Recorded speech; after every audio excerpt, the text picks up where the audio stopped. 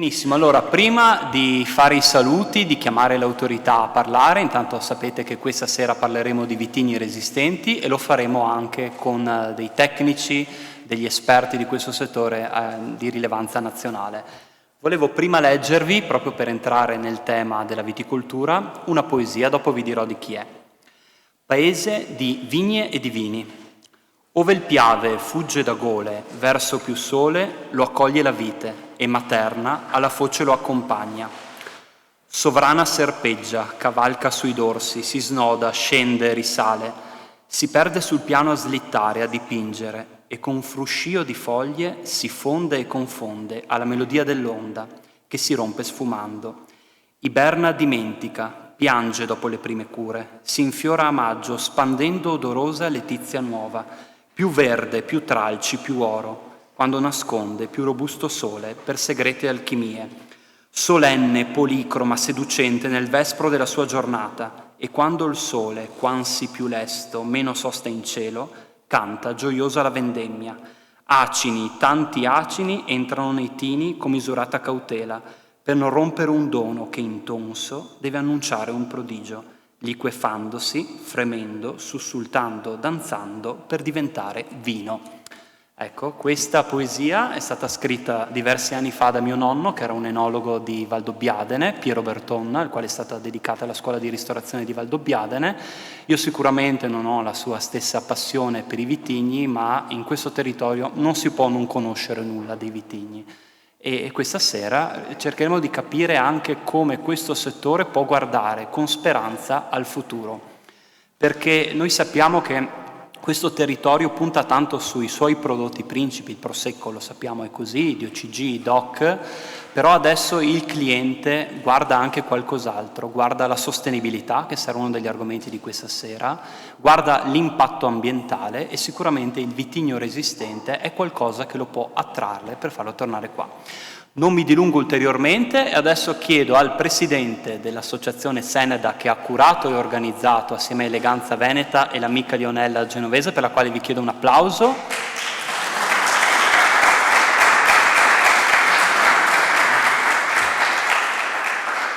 Questo convegno, quindi presidente, le chiedo di venire qua per un saluto a nome dell'associazione Seneda. Grazie. Può utilizzare anche i microfoni, basta accenderli. Sì, anche quello lì basta accendere qua. Così. Quando diventa verde, perfetto. Non voglio rubare altro tempo, naturalmente vi porto solo il saluto della mia associazione. È un'associazione che ormai nel territorio di Ceneda compie 13 anni circa, col far nascere la festa di Sant'Osvaldo. In questa occasione proprio abbiamo l'opportunità di creare sempre qualcosa che riguarda il territorio. Noi siamo amanti e, diciamo così, guardiamo bene il nostro territorio. Vicino Ceneda, naturalmente, non tutto il territorio vittoriese perché non siamo nelle condizioni di farlo, però teniamo conto di tutte queste cose e cerchiamo di fare qualcosa che possa portare un certo tipo di discorso. Difatti domenica c'è un'altra cosa che riguarda gli olivi, quindi lasciamo stare questo discorso perché oggi siamo qua. Voglio solo ringraziarvi tutti quanti perché è stata un po' di fatica nel farlo capire a tutto il mio gruppo, perché è una novità, è qualcosa. I vigneti resistenti sono una cosa che ancora noi non conosciamo perfettamente. E prima parlavo con un produttore proprio che probabilmente bisogna fare qualcosa di più se tutto questo potrebbe andare bene e che va bene per il territorio secondo le documentazioni raccolte, le cose che sono fatte, però c'è del tempo davanti, ci vuole la costruzione delle cose. Quindi ringrazio e ho il doveroso di ringraziare naturalmente la rappresentanza del sindaco che è qua, della giunta nuova che è qua, che mi ha dato questa sala in maniera gratuita. Vi ringrazio veramente perché le forze economiche di un'associazione sono sempre quelle, quindi grazie ancora, ringrazio tutti voi, ringrazio la bellissima rappresentante che hai detto prima naturalmente, Eleganza Veneta, che senza di lei non avremmo potuto fare tutte queste cose. Vi ringrazio di cuore veramente tutti. Spero di non aver dimenticato nessuno. Grazie Bertone. Un applauso anche per il Presidente.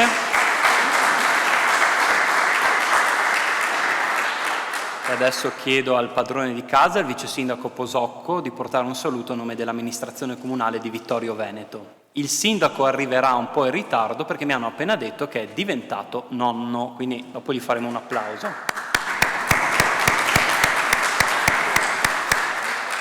Buonasera vice sindaco.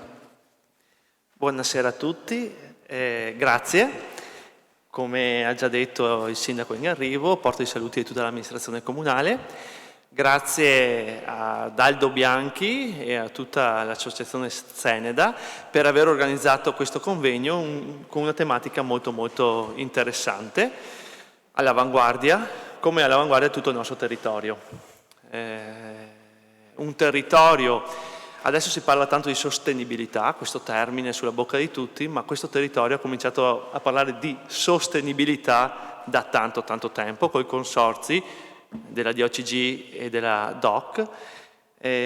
Abbiamo elaborato come comuni il primo protocollo, tutti insieme, i 15 comuni della DOCG, per la gestione dei fitofarmaci, un protocollo primo in Italia che è copiato poi da tutto il resto d'Italia.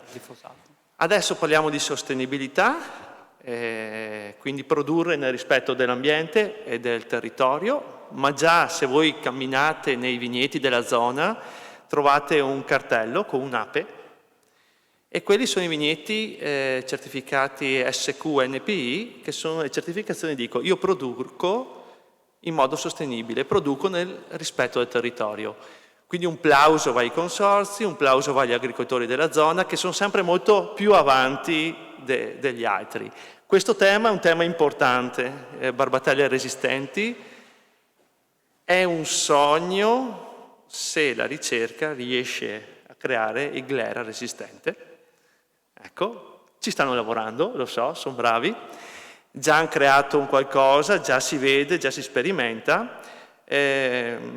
Complimenti a loro, un buon lavoro, un in bocca al lupo alla ricerca perché il territorio ha anche bisogno di questo e quindi benvengano questi incontri, benvengano questo modo di confrontarsi, questi confronti, facendo capire ai cittadini che gli agricoltori e tutto il mondo legato all'agricoltura, quindi i consorzi e le associazioni sindacali, vogliono produrre nel rispetto del territorio e fanno di tutto perché l'ambiente sia un ambiente vivibile e frequentato e vissuto da tutti i cittadini.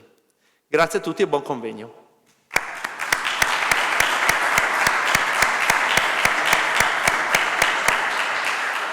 Grazie all'amministrazione comunale di Vittorio Veneto. Adesso chiedo a Luciano Soldan, referente dell'Ufficio Agricoltura, Agroalimentare e Ambiente di Banca Prealpi San Biagio, di portare un saluto a nome della sua banca. Grazie. Ben ritrovato. Grazie. Buonasera a tutti. Do un saluto molto veloce da parte del nostro Presidente Carlo Antiga e del Consiglio di amministrazione della Banca di Credito Cooperativo Prealpi San Biagio. Rappresento e sono responsabile dell'Ufficio Agricoltura e perché siamo qua? Perché crediamo nel territorio, perché comunque è una banca di credito cooperativo e essendo il credito cooperativo è espressione del territorio. Gli amministratori sono del territorio, lavorano nel territorio e quindi noi stiamo anche come banca supportando progetti di ricerca e di sviluppo sia in collaborazione con il CREA, che qua c'è il direttore, sia in collaborazione con l'Università di Padova, con il professor Carlo Duso, proprio sulle fitopatie della vite soprattutto, ma anche con riferimento a quelli che sono poi giustamente i problemi della sostenibilità ambientale, perché stasera il Presidente Carlo Antiga a un convegno ha detto che giustamente noi dobbiamo lasciare in eredità un territorio, se possiamo, migliore di quello che abbiamo ricevuto in dono dai nostri predecessori. E quindi come banca ci crediamo e stiamo lavorando e collaborando con gli istituti di ricerca proprio per questo. Grazie a tutti e anch'io auguro un buon convegno e soprattutto ringrazio il Presidente Bianchi Aldo per l'impegno e per comunque le idee sempre innovative che ha ogni anno. Grazie.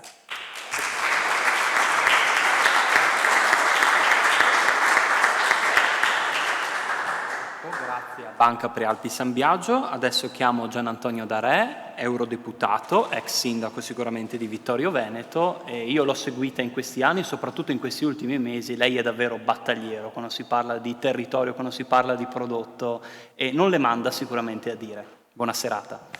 Grazie, intanto buonasera a tutti, un grazie dell'invito, complimenti all'Associazione Tenera e naturalmente al Presidente e a tutti i suoi collaboratori, perché questo è il modo vero per sconfiggere la pandemia. Si sconfigge la pandemia proprio con queste iniziative che rilanciano nuovamente il territorio, soprattutto in questo quartiere. Era un dovere dell'amministrazione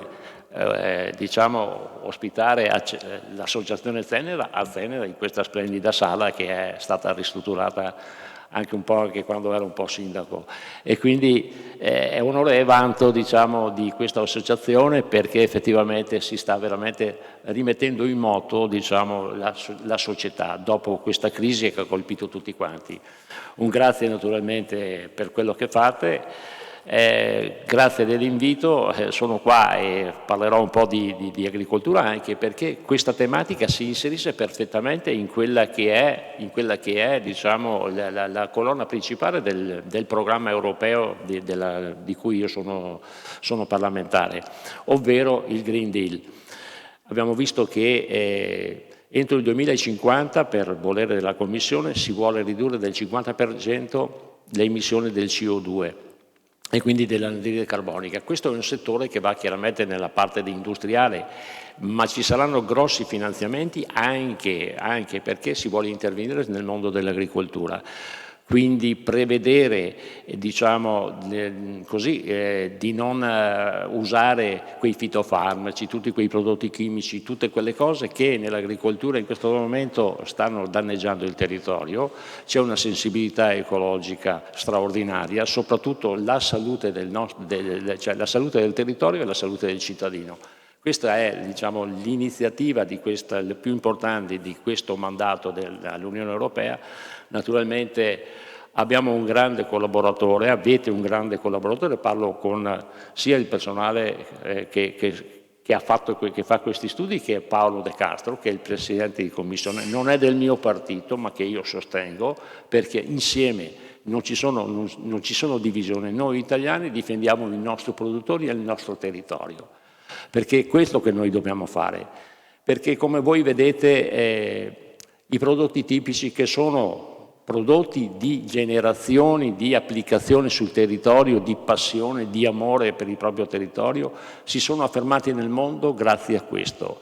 Poi c'è qualcuno che arriva dopo e vuole fare la strada più facile, qualcuno si inventa il Prosecco. No, noi abbiamo il Prosecco, voi avete qualcos'altro che non si chiama Prosecco, perché il lavoro che è stato fatto su questo territorio, su queste montagne, perché adesso c'è anche la macchinizzazione, ma in certe aree non c'è ancora, perché si fa tutto a mano e se lo si fa con passione. Allora i nostri prodotti vanno tutelati.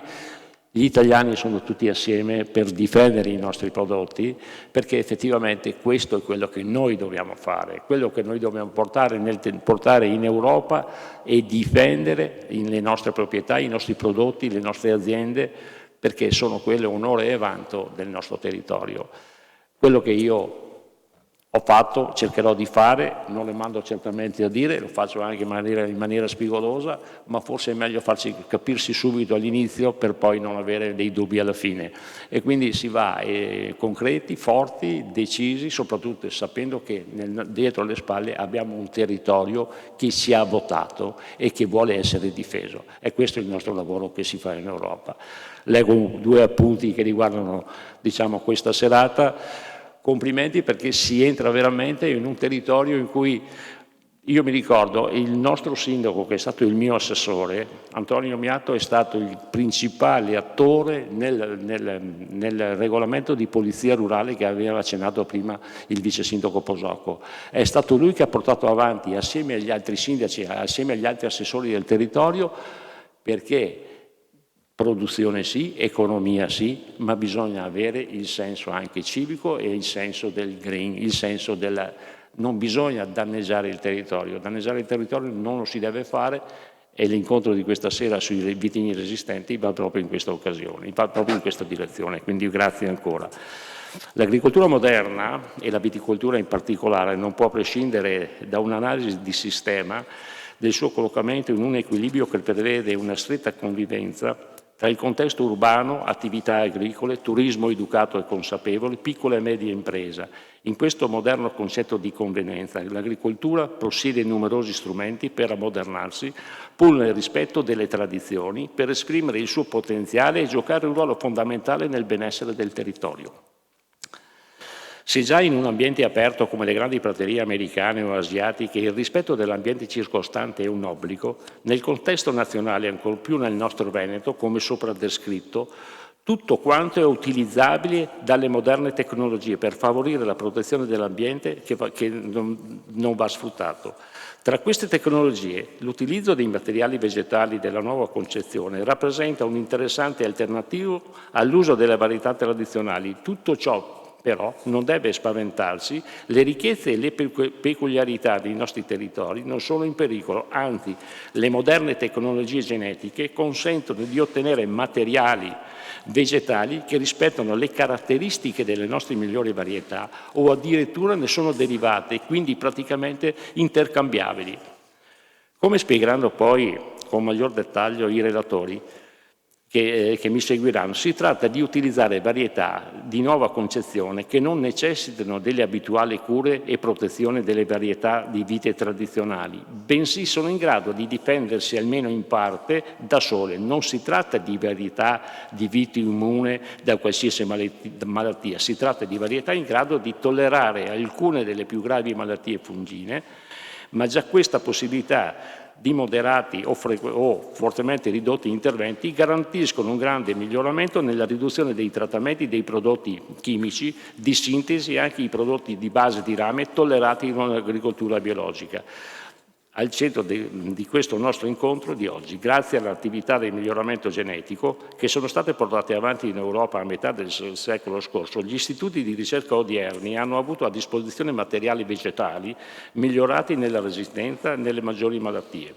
Alcuni di questi prodotti oggi sono iscritti nei registri nazionali italiani e sono finalmente coltivabili anche in Italia. Sono stati poi utilizzati in istituti di ricerca italiani, soprattutto nel nord-est, per produrre materiali ulteriormente migliorati ed adattabili alle nostre zone, e queste attività continuano anche adesso presso il CREA di Conegliano, la Fondazione Marc di San Michele d'Adige e l'Università di Udine, i vivai cooperativi Rauscedo.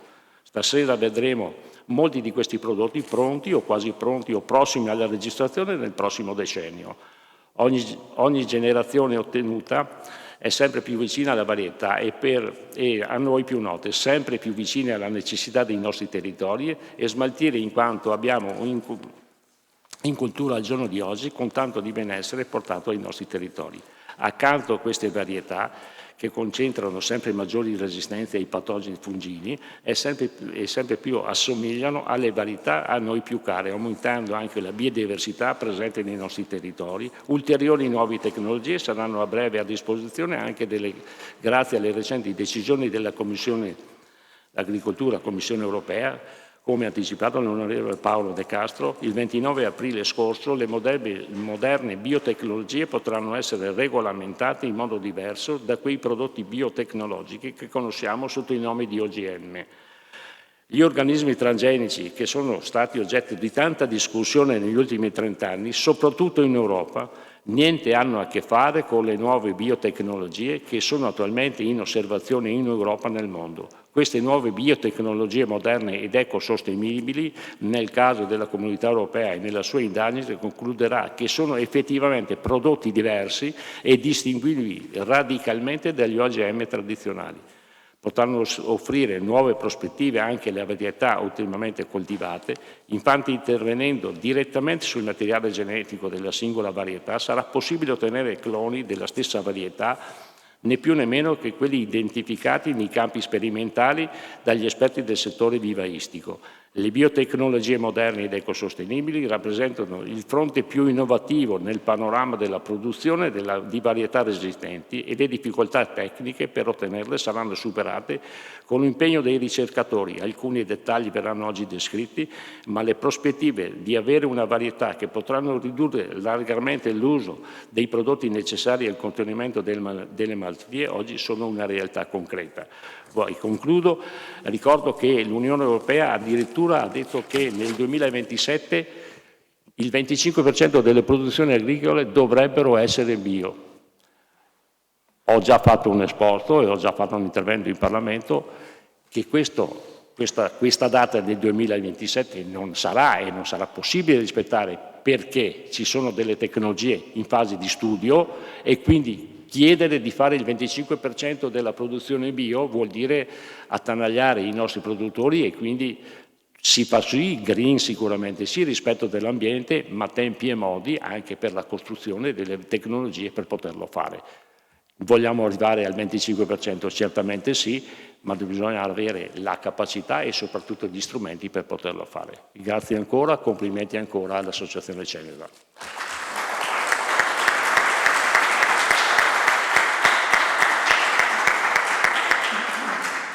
Onorevole, la ringraziamo e continueremo a seguirla, non si preoccupi.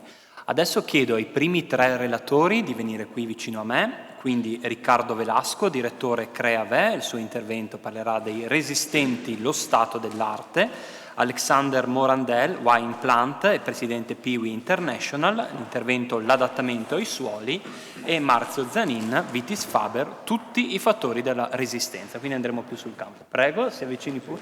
Vuole stare lei a fare la presentazione? Ok, mi metto la mascherina. Non per rubare il posto. Nessun problema. Questo tasto qua. Sì.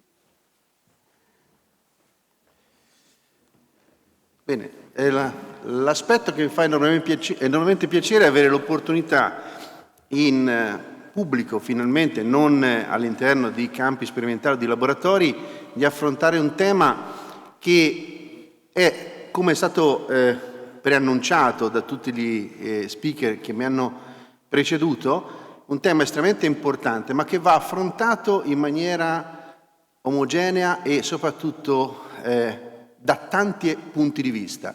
I vitigni resistenti sono uno degli strumenti che avremo per raggiungere quel 25%. Non è l'unico, collaboriamo con la Cassa, per esempio, sulla strumentazione con i raggi ultravioletti per controllare la peronospora, oppure la fluorescenza dorata con il professor Duso a Padova. Dobbiamo lavorare da tanti punti di vista con strumentazioni, con materiali genetici nuovi, con anche pratiche agronomiche alternative. Sono tanti aspetti che vanno curati contemporaneamente. Non si può pensare di raggiungere un obiettivo con un unico strumento, né con un unico prodotto di materiale genetico, né con un unico robot in campo che controlla una malattia, perché può sempre sfuggirgli. Per cui abbiamo il dovere di affrontare la questione in maniera olistica.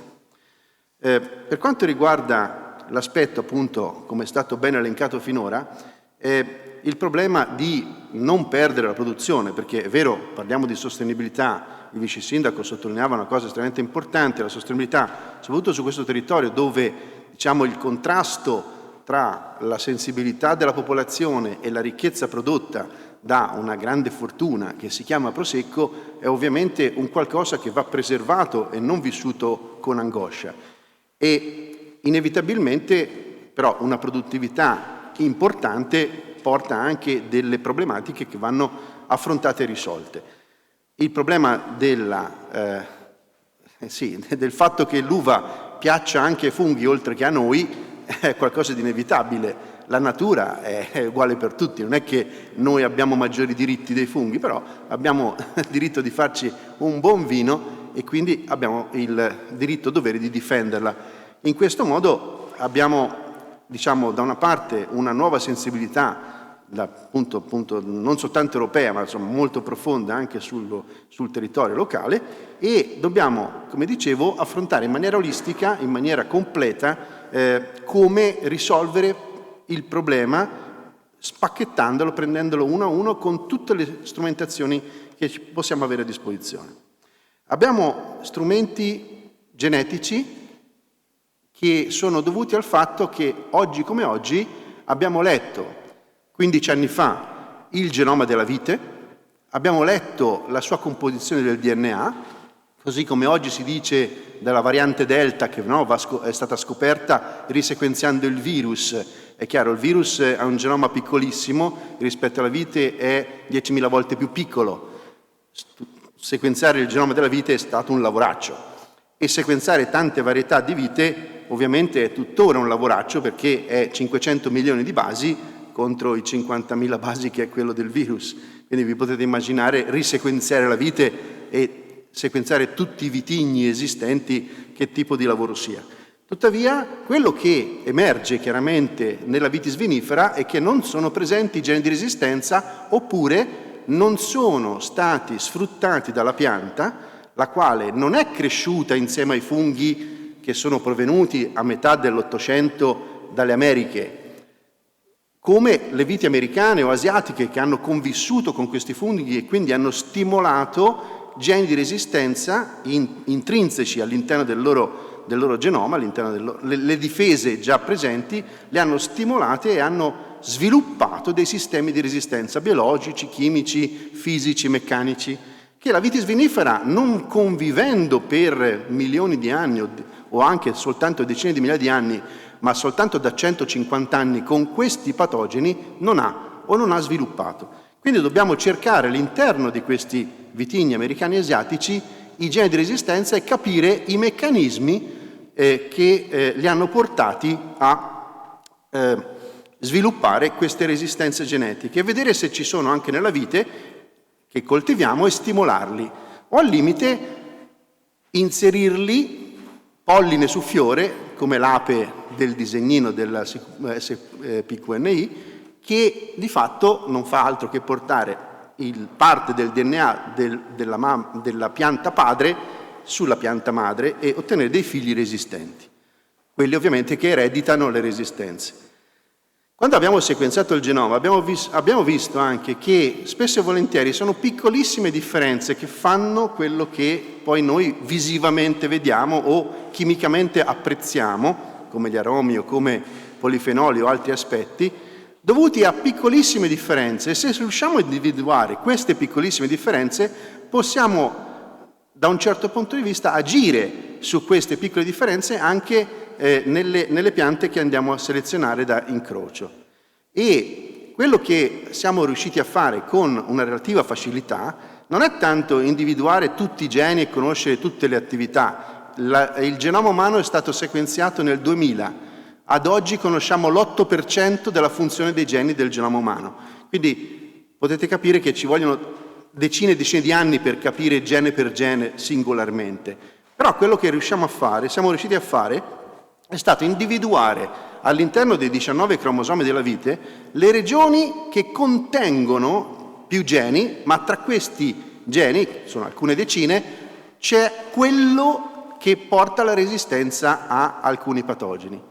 In questo caso, quelli colorati che vedete sono quelli, diciamo, dal blu al violetto, sono i geni di resistenza che abbiamo identificato sul cromosoma della vite. Gli altri 4 colori sono geni di qualità: aroma, assenza di semi, per l'uva da tavola interessante, flavonoli, presenza-assenza del colore, quindi antociani. Sono caratteristiche che ci interessano predire all'interno del materiale genetico che creiamo nuovo. Quindi, come dicevo, dagli incroci nuovi. Poi vedremo quello che fa il CREA qui a Conegliano sulla glera, nello specifico. Una brevissima cronologia.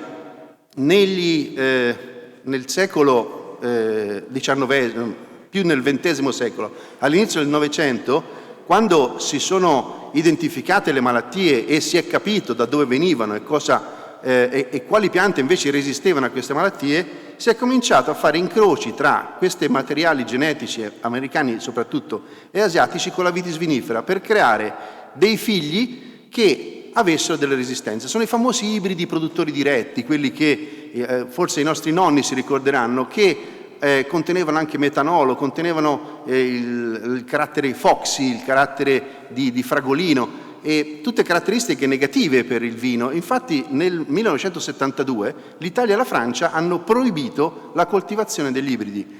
Se pensate che in quel momento, nel 1972, in Francia 600.000 ettari erano a ibridi produttori diretti, perché era il modo per combattere le malattie che avevano, quando ancora ovviamente non erano sviluppati tutti i pesticidi e tutti i prodotti chimici di sintesi che hanno avuto successo negli ultimi anni. E Francia e Italia, con la cultura del vino che hanno, ovviamente, rispetto alle altre nazioni, hanno proibito la coltivazione. Proibendolo hanno anche di fatto bloccato ogni attività di miglioramento genetico, che è andata avanti invece nel centro Europa, e questa è stata una fortuna ad oggi avere quel materiale lì, perché è prevalentemente vitis vinifera, oltre il 90%, e soltanto alcuni tratti che contengono le resistenze appartengono alle viti americane. Quindi tutti i difetti che avevano gli ibridi produttori diretti, che avevano il 50% di mamma, il 50% di papà, purtroppo il 50% di papà, che era resistente ma era pessimo dal punto di vista qualitativo, dava dei figli con troppi difetti. Oggi come oggi abbiamo dei papà che forniscono il 99% di DNA e il 50% del DNA che ha il 99% di vinifera e pochi tratti di resistenza alle malattie, e le mamma che ha il 100% vinifera, quindi i figli sono oltre il 98-99% vitis vinifera, con i tratti di resistenza che ereditano. Di fatto noi oggi come oggi abbiamo circa una decina di geni, conosciamo le zone dove sono collocati una decina di geni di resistenza all'oidio e un'altra dozzina, poi ci sono tutte le varianti, quindi circa 18 di resistenza alla peronospora. Perché vi parlo con entusiasmo di questi geni di resistenza che hanno origini diverse? Perché la loro attività è un'attività additiva, e vedete in questa immagine qua. Se una pianta resistenza lo avete sulla vostra sinistra, una pianta, diciamo, di vitis vinifera che è devastata dalla peronospora, quindi non ha nessuna resistenza. Quando invece ha presente almeno un gene di resistenza, vedete le foglie in mezzo, è già più dignitosa la sua situazione. Piante non trattate, nessun trattamento ovviamente, con nessun tipo di pesticida, che sia di sintesi o che sia consentito nel biologico. Quando invece cominciano ad essere 2 geni di resistenza, ovviamente poi quello che noi cerchiamo di fare è concentrarne ancora di più di 2, vedete che la foglia è praticamente intonsa, perché cominciano ad esserci troppe barriere per il fungo da poter superare. E mentre una qualche volta può superarla, quando ce ne sono 2 o 3 non riesce, soprattutto negli anni, parliamo di decenni, centinaia o migliaia di anni, non riuscirà mai a superare, perché per quanto i funghi evolvono un gene per volta, e trovando 3 barriere, se neanche ne superano una, le altre 2 comunque forniranno una barriera, una resistenza alla invasione da parte della pianta. E quindi con i marcatori molecolari, cioè quelle informazioni genetiche che vi dicevo, che magari non ci dicono esattamente qual è il gene ancora, perché ancora non ne conosciamo di quei 17 che vi ho fatto vedere esattamente la sequenza di 2 su 17. Però per tutti e 17 conosciamo un marcatore, cioè una bandierina sul cromosoma, prima e dopo, per cui con queste 2 bandierine che chiamiamo marcatori molecolari, gli stessi che si utilizzano per esempio per la diagnostica umana quando si va a scoprire purtroppo di avere una malattia o di essere purtroppo soggetti, di aver ereditato dai nostri genitori una possibile insorgenza di una malattia genetica, lo stesso funziona nelle piante, poter predire quelle che saranno a bacca rossa o bacca bianca. Quindi se io faccio degli incroci posso dire molto molto prima che la pianta mi dia il primo frutto quale darà una bacca bianca o gialla e una che darà una bacca rossa o nera, perché il colore lo posso predire quale sarà aromatica e quale no, posso predire quale avrà molti polifenoli e quale sarà povera, posso predire quale avrà un gene di resistenza e quale gene di resistenza. Come potete vedere qua in una schematica bancale di un vivaio, noi piantiamo tutti i semi, tutti i vinaccioli delle piantine che otteniamo da incrocio, però selezioniamo, quelle verdi ovviamente sono quelle resistenti, quelle rosse sono quelle che muoiono perché sono attaccate dai funghi, ma di quelle resistenze non prendiamo tutte, prendiamo soltanto quelle che hanno accumulato dal genitore, dal papà, e quindi dai genitori, dai nonni e dai bisnonni, il maggior numero di geni di resistenza possibile. Noi selezioniamo da 2 in su, quindi tutte le nostre piante hanno almeno 3 geni di resistenza, quindi o 2 contro la peronospora e 1 contro idio, o 2 contro idio e 1 contro la peronospora, o di più. E questa è una strategia che ormai utilizzano tutti gli istituti di ricerca negli ultimi anni, non 15-20 anni fa, perché ovviamente erano agli albori, ma oggi questa consapevolezza è di concentrare con più generazioni di incrocio molti geni di resistenza all'interno di un unico individuo. Vedrete il programma, per esempio, francese, che è ripreso ovviamente una volta che questi materiali del centro Europa sono diventati disponibili. Anche in Francia hanno registrato 4 nuove varietà con 3 resistenze contro peronospora e 3 resistenze contro l'oidio. Ovviamente non sono figli di glera, quindi a noi non ci interessano. Quindi, brevissimamente, sono molte le regioni nel mondo dove si fa miglioramento genetico. Ovviamente non hanno tutte la cultura né europea, tantomeno italo-francese. Sono ovviamente nazioni che si accontentano di quella tipologia. In Cina, per esempio, hanno moltissimi incroci interessanti, ma che da noi non avrebbero nessun successo. Le istituzioni europee più impegnate, soprattutto Freiburg, Guy Wallerhof, Geisenheim in Germania, ma anche in Ungheria, qui nell'immagine non si vedono, e in Austria, in Francia, al confine con la Svizzera, anche in Agroscope, sono le stazioni sperimentali che hanno continuato, nonostante appunto i divieti sorti in Italia e in Francia, a coltivare gli ibridi, a fare miglioramento genetico. E grazie a loro oggi abbiamo delle generazioni che dopo tanti incroci, vedete quella 99-1 ottenuto in Ungheria, è il papà di moltissimi incroci che ad oggi sono registrati. E grazie ovviamente a Pál Kozma, che è l'ungherese che ormai ultra ottantenne, in pensione da tempo, ma con la passione del padre, perché lui è già Pál Kozma Junior, quindi c'era un altro Pál Kozma prima di lui, ha ottenuto queste lunghissime generazioni, oltre 50 anni di attività di miglioramento genetico. E vabbè, non sto qui a descrivere le attività di Guy Wallerhof piuttosto di Friburgo, però qui si comincia a trovare nomi, Johanniter, Solaris, Brunner, sono le piante, i vitigni resistenti registrati in Italia nel 2014. Per la prima volta in Italia sono stati registrati, quindi coltivabili, perché se non sono registrati nel registro nazionale, che noi ovviamente curiamo come Conegliano per l'intero per il Ministero, sono Johanniter, Sauvigny Gris, sono piante che sono coltivate, cominciano a essere distribuite in Veneto, sono alcuni di quei vitigni di cui sentirete parlare anche stasera dal punto di vista, diciamo, più concreto, e vedete anche i genitori di questi vitigni ottenuti, come sono stati ottenuti, ovviamente da un programma di miglioramento genetico molto lungo e intenso, bacca bianca e bacca rossa. E veniamo a quello che ha scelto di fare la Francia nel 2014.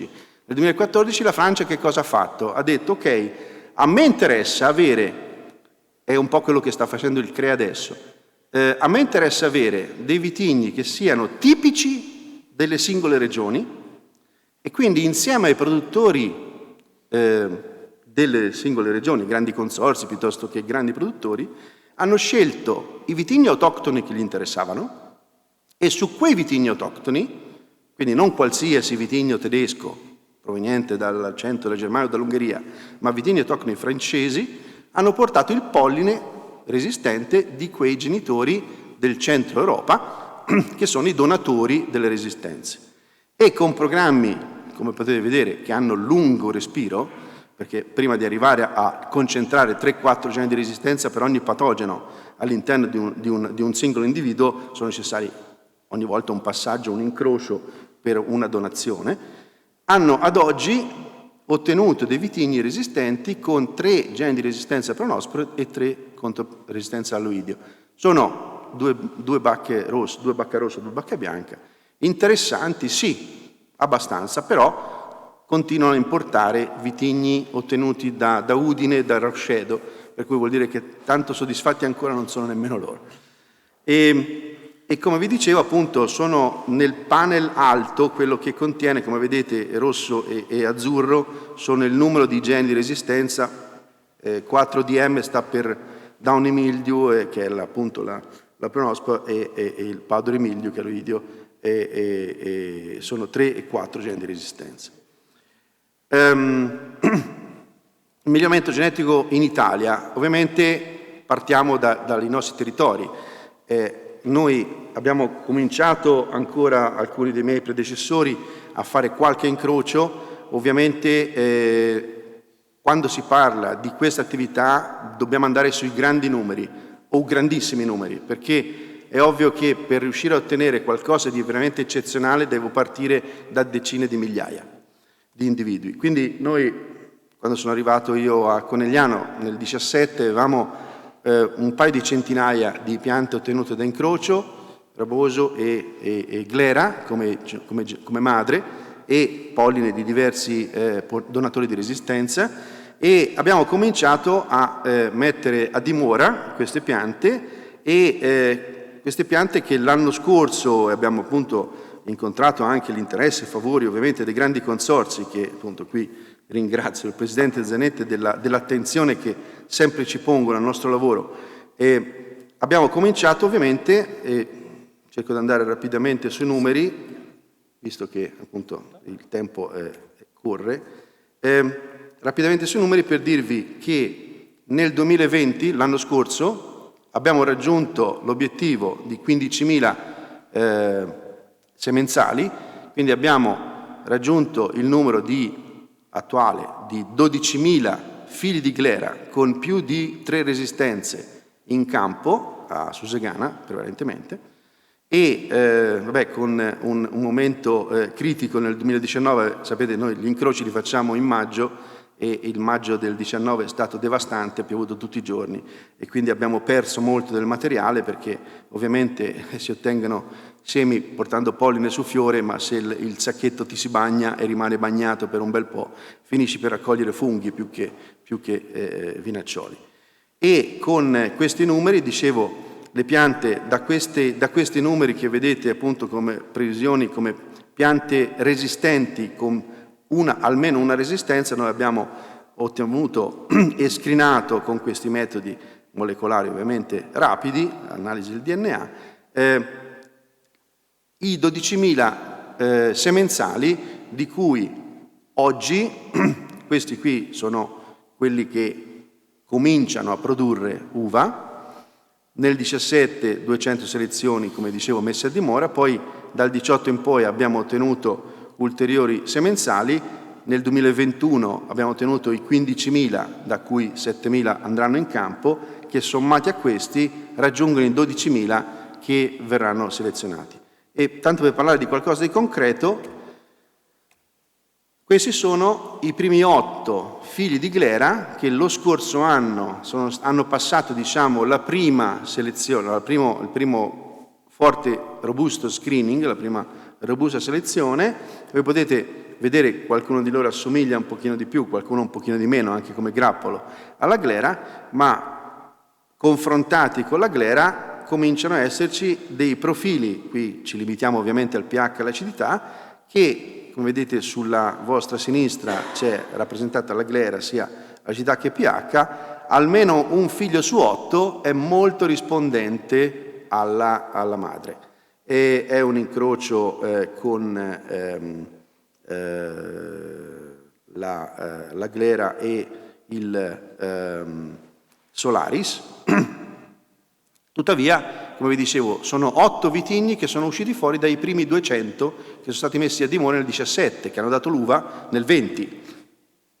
Immaginatevi, siete tutti viticoltori o la maggior parte di voi, mettere a dimora significa 3 anni dopo avere l'uva e per 3 anni analizzarla per vedere se è qualitativamente interessante. Lo screening delle resistenze lo facciamo sulle piantine appena nate, quindi appena emersi le prime 3 foglioline da vinaccioli, però la qualità dell'uva è qualcosa di inevitabilmente assoluto interessante.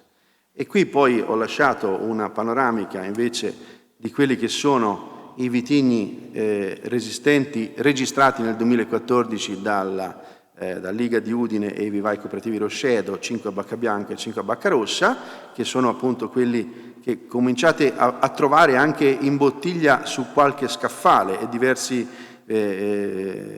vignaioli veneti, anche perché ovviamente dopo la registrazione sul catalogo nazionale sono necessari altri 2 anni e la volontà di qualcuno che lo faccia per la registrazione sui cataloghi regionali.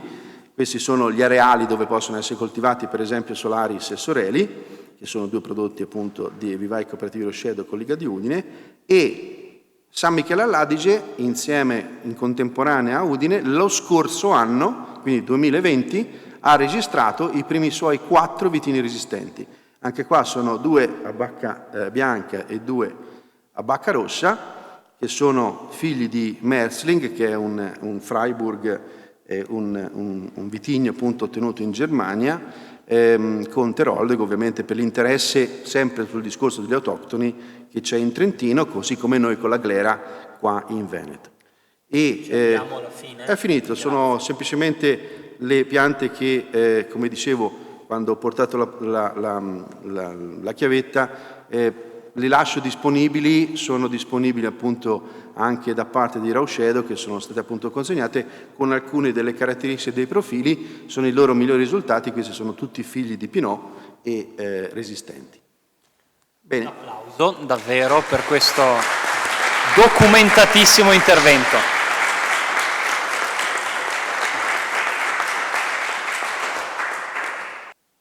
Lei vuole parlare, dottor Morandell, da lì e io faccio andare avanti le slide, o vuole venire qua? Ok. Anche per lei la stessa cosa, questo tasto. Quello, questo qua, ok. La freccia a destra. Buonasera a tutti. Innanzitutto ringrazio gli organizzatori per l'accoglienza e che possiamo essere qui in questa meravigliosa sala. Non so se avete visto le virtù che sono esposte sui muri, e mentre stavo seduto lì sulla destra mi sono chiesto se guardiamo gli argomenti di stasera sotto l'aspetto della virtù, si apre un nuovo mondo, perché giustamente tutti gli interessi e tutti i sogni e tutte le necessità che ha l'uomo per sopravvivere, giustamente devono essere fatti in convivenza con cosa ci circonda e con cosa ci nutre anche tutti i giorni. E penso che queste virtù hanno portato l'uomo dove è oggi, e speriamo che continuiamo a prenderne atto e a tenerli veramente a bandiera alta. Io stasera vi parlo dell'adattamento al suolo, che per me è praticamente l'introduzione delle varietà pivi. E io vi parlo veramente di varietà pivi perché non parlo solo di genetica per la resistenza, ma quello che io e i gruppi con i quali ho avuto onore e piacere di lavorare in questi 25 anni con queste nuove varietà di vite, traendo delle esperienze molto importanti e capendo anche quanto può essere diversa la coltivazione dell'omismo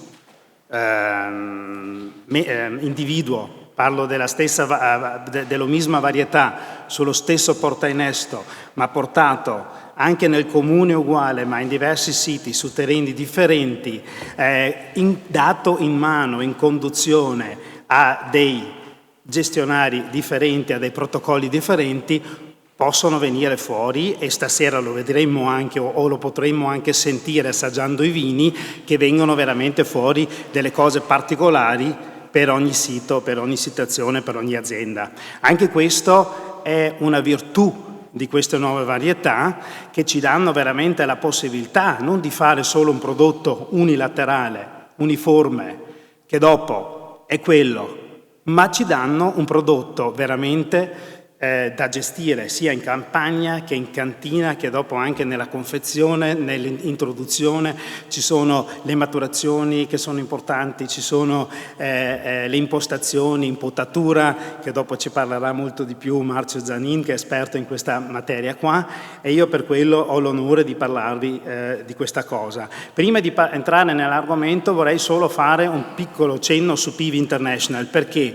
Perché PIV International è un'associazione che nacque in Germania e in Svizzera ormai 20 anni fa e ha portato assieme delle persone che credevano nel dover cambiare il mondo viticolo, cioè quell'esigenza che si sente nell'ambiente del Prosecco tutti i giorni già era sentito di diversi produttori 30, 40, 50 anni fa. Come ha detto bene il professor Velasco, non nasce ieri l'ibridazione e la ricerca di varietà che si possono autodifendere, sono vecchissime. Sappiamo che per fortuna abbiamo fatto un salto enorme nella qualità del vino, introducendo nuove varietà e geni anche di qualità sul vino. E PIV International è proprio quella società che nell'ultimo anno, anche grazie all'impegno italiano, bisogna dirlo, e come presidente di PIV International e giustamente anche esponente di questo paese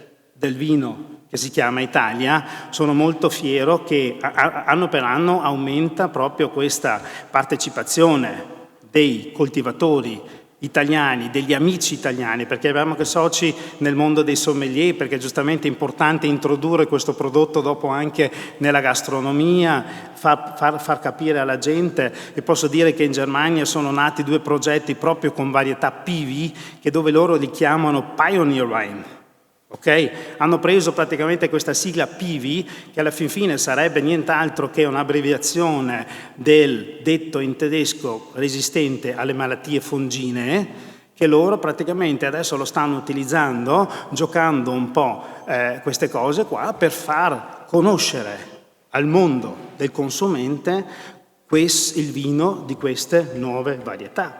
Oltre al vino abbiamo anche quelli da tavola, giustamente abbiamo la trasformazione in succo. In Austria ormai da 30 anni si conoscono la trasformazione in grappa di queste varietà con delle premiazioni assolute. Perché? Perché giustamente essendo meno carico di residui e di altre cose, giustamente il profumo è anche più fine e più complesso. Perciò questo nuovo mondo di queste varietà veramente merita di essere esplorato non solo dal professionista che ci deve lavorarci sopra, ma anche dall'amatore, anche da chi li vuole solo coltivare per ottenere il suo prodotto in casa. Se dopo avete interesse di approfondire le cose, siamo lì al tavolo, se no anche sul sito di PIV International è descritto in maniera molto dettagliata cosa facciamo, chi sono i membri, eccetera, eccetera.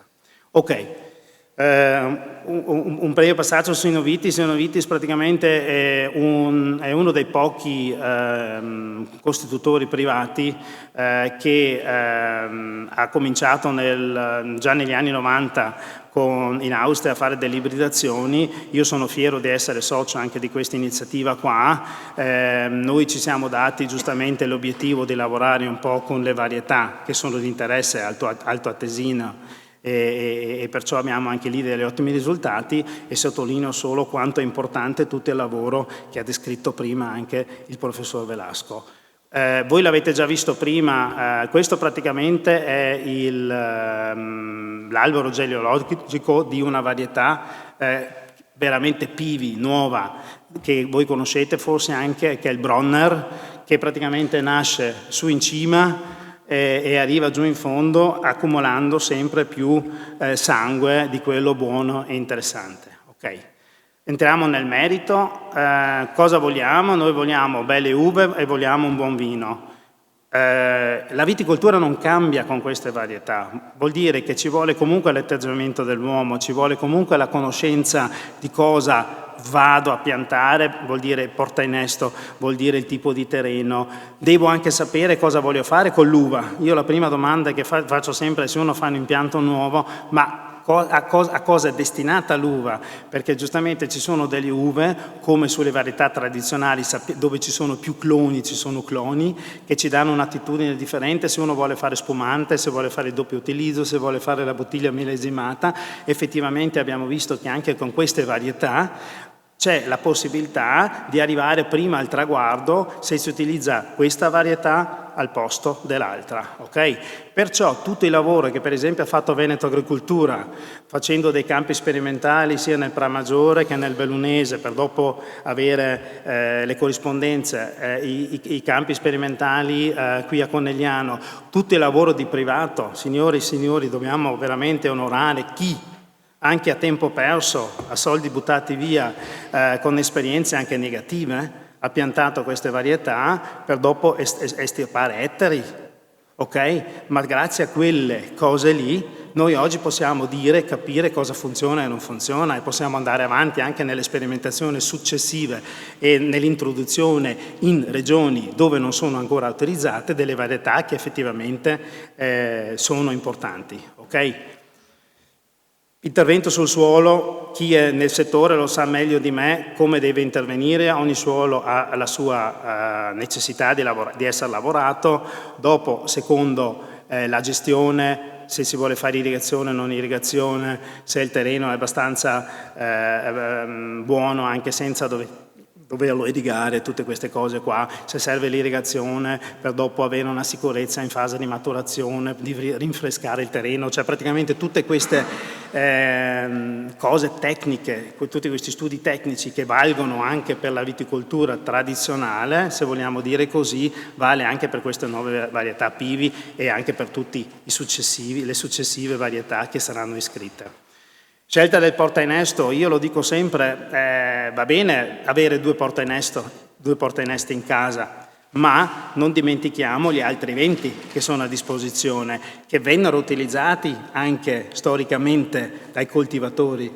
Non è una cosa che è nata ieri il portainnesto nasce ormai 150 anni fa e vi posso garantire che c'erano degli anni dopo il rinascimento della viticoltura europea, dopo che venne devastata dalla filossera, praticamente nacque con 10, 14, 15 portainesti che vennero utilizzati. Abbiamo perso anche parecchi per strada e altri sono stati introdotti. Anche attualmente sono 4 o 5 portainesti nuovi che sono in fase di sperimentazione, sperando che possano dare un input migliore. E anche qui il portainesto è la cosa fondamentale per due cose. Uno, l'adattamento al suolo. E lì attenzione anche allo stato di nutrimento del terreno, perché ci sono purtroppo anche delle carenze che sono dovute alla genetica, alla fisionomia del portainnesto, ok? E la stessa cosa praticamente, attento, anche dopo alla vigoria, ovvero alle caratteristiche delle varietà Pivi, perché anche lì ci sono delle differenze circa la lunghezza dell'internodio, se la fertilità è alta, meno alta, se il grappolo è grande, meno grande. Perciò anche lì giustamente va abbinato questa scelta del portainnesto con il risultato chioma che devo avere, giustamente anche in corrispondenza al sistema di allevamento che impongo, ok? Poi sesto d'impianto è una filosofia per sé, ci sono purtroppo aziende che hanno uno, ci sono aziende che adeguano il sesto d'impianto alle necessità del vitigno, ok? E quando parlo di sesto d'impianto giustamente è soprattutto il sesto sul filare. Quello si può variare, perché è difficile variare il sesto tra i filari, come lo sapete bene, perché quello è dato anche un po' dal parco macchine o dalla fisiologia e fisionomia del terreno, che ci dà purtroppo una certa larghezza dei filari. Il clima, la zona viticola, abbiamo sentito prima, DOGG, DOC, giustamente hanno esigenze differenti, pianura, collina, esposizioni nord-sud, perciò anche il clima, ovvero la zona viticola, possono incidere su quello che è la varietà ideale da piantare. Denominazione brand, perché l'ho messo? Perché io dico sempre il Veneto è un'isola felice, perché voi siete per me tra uno dei pochi territori che avete capito che dovete dare un nome al vino e non alla varietà. Qui in Veneto abbiamo il Custozza, il Soave, il Valpolicella, il Prosecco, eccetera. Ok, abbiamo anche delle DOC come quelli del Refosco, eccetera, ma comunque la grande massa di vino viene venduta con un brand. Allora è anche molto facile cambiare i regolamenti ormai. Siete voi a decidere quale varietà viene scritto, siete voi a decidere se inserire un Bronner anche atto al taglio del DOCG, come domani andate a decidere di inserire quell'incrocio tra Solaris e Glera atto a taglio nel DOCG, perché se viene da breeding è una nuova varietà, non è un clone di una varietà, perciò per forza deve portare un nuovo nome, almeno come previsto adesso dal regolamento, se non cambia il regolamento, ok? Perciò alla fin fine anche qui va visto sotto l'ottica il PV come un input di più che solo resistenza. Cioè io ho proprio questa esigenza di farvi capire che non è solo la resistenza che cambia. Se io per esempio guardo i miei figli, sono i miei figli, come sono anche figli di loro madre, di mia moglie, ma se io li vedo ogni giorno e quando li ho visti crescere tutto quanto, sono simili a me, ma non sono uguali, e io vedo certe cose che fanno anche meglio, è diverso. E io penso che viene anche da questa capacità genetica di portare avanti le cose in maniera differente, hanno più robustezza verso diverse cose, sono più svegli su cose che dove io forse non ci arrivo, perché proprio sono frutti di una moltiplicazione generativa e non vegetativa, ok? E perciò sotto quell'ottica va fatta la sperimentazione, come ho già detto prima, va fatta la sperimentazione, non dico in ogni singola azienda, ma comunque nei diversi territori, perché solo così possiamo capire cosa di input migliore ci può dare questa varietà per forse lasciare via un'altra che non ci serve. Come alla fin fine abbiamo tante varietà minori o della zona, come anche qui ci sono tanti vitigni autoctoni storici della zona del DOCG, che non tutti vengono portati avanti, perché non servono tutti, ma qualcuna che è buona viene di nuovo coltivata, viene di nuovo utilizzata nel taglio, e così sarà anche con queste nuove varietà. E perciò denominazione brand per me è una bellissima cosa da utilizzare con questa nuova viticoltura, come, scusate se me lo permetto di dire, anche la bottiglia, la forma di chiusura, la forma di comunicazione può essere diversa. E se voi guardate sul mercato oggi, già ci sono aziende che fanno una comunicazione differente e una presentazione differente dai loro programmi di bottiglie viticoltura tradizionale e questi nuovi prodotti che stanno utilizzando. E vi posso dire che il mercato lo apprezza, perché il Stellmin ormai in tanti ristoranti di lusso viene venduto come il sughero, per tante aziende anche con molto meno problemi. Adesso non entro in merito delle varietà, quelle ve le potete tranquillamente leggerveli voi con calma. Dopo, se ci sono delle domande, avete anche i miei riferimenti, qualcosa, se vi posso essere utile, ma comunque ci sono anche altre persone ormai preparate sotto questa ottica. Ricordiamo che dopo ci sarà una degustazione dei vostri vini qua sotto, nella splendida cornice della piazza di Ceneda. Grazie.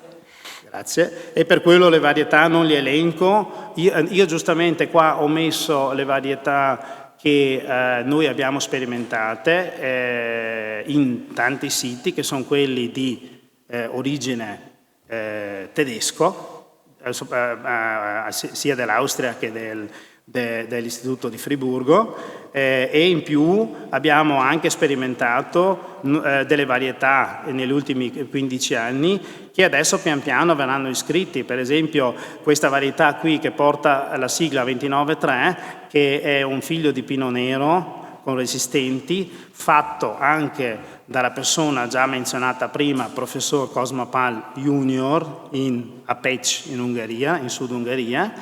Noi abbiamo avuto l'onore di sperimentare le loro varietà per un lungo periodo e questo 29/3 alla fin fine su iniziativa nostra altoatesina è stato piantato in Trentino, è stato preso in mano da San Michele all'Adige e dal consorzio lì vivaistico e loro lo hanno portato avanti per le iscrizioni in Italia, perciò alla fin fine anche qui si vede che la cooperazione con nuove situazioni, con nuove varietà è fondamentale, perché se no facciamo tutti la stessa cosa, perdiamo solo tempo, buttiamo via solo tanti soldi e risorse umane che già ne abbiamo poche, e perciò sono molto contento che anche qui si è visto che la collaborazione, la cooperazione in questo ambito della costituzione di nuove varietà funziona ed è fondamentale. Le chiedo di avviarsi verso la conclusione, ancora qualche minuto. Benissimo. Io dico solo, poi ci sono anche, perché è stato detto per esempio, solo per farvi menzionare, c'è una varietà tipo Pinot Nero ibridata in Svizzera, che è il di Vico,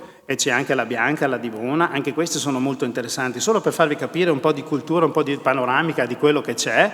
Tutto questo, ripeto, potete leggerlo nella mia esposizione e trovate informazioni anche in internet abbastanza. Questi sono quelli austriaci, loro hanno fatto il Donau Riesling e il Donau Veltliner, che giustamente rispecchia il Danubio, la Donau e il Danubio, e il Veltliner e il Riesling sono due varietà fondamentali e molto importanti del loro, e in più hanno fatto, questa è una tedesca, la Sauvitage, che ha sentori di Sauvignon, perciò l'hanno chiamato Sauvitage, eccetera. E poi solo per dirvi che gli austriaci hanno fatto anche una nuova varietà che si chiama Pinot Nova, è praticamente un Pinot Nero, anche di maturazione abbastanza precoce, secondo me è anche interessante per la spumantizzazione. Comunque anche lì abbiamo fatto i primi impianti di sperimentazione anche qui in zona con Veneto Agricoltura, e perciò spero che anche nei prossimi anni abbiamo dei risultati su questo. Questo libro qua è nato sempre su iniziativa privata da Werner Morandell, una delle prime persone che ci credeva nel mondo di Pivi in Alto Adige. Su iniziativa sua venne iscritto anche in Italia nel 2004 il Bronner, perché fino a lì avevamo solo iscritto il Regent e nessuna varietà bianca, e visto che noi in Alto Adige volevamo piantare resistenti a suo tempo, varietà Pivi come li chiamo io adesso, si è cercato di scrivere almeno una varietà per mettere un po' in regola tutti gli impianti fatti con tutte queste varietà. Perciò qua si vede anche che una certa collaborazione a livello ufficioso di chi deve controllare, regolare e chi ha purtroppo delle esigenze immediate di avere risposte e opportunità sia importante. E con questo ringrazio per l'attenzione e per il tempo dedicato. Grazie. Grazie.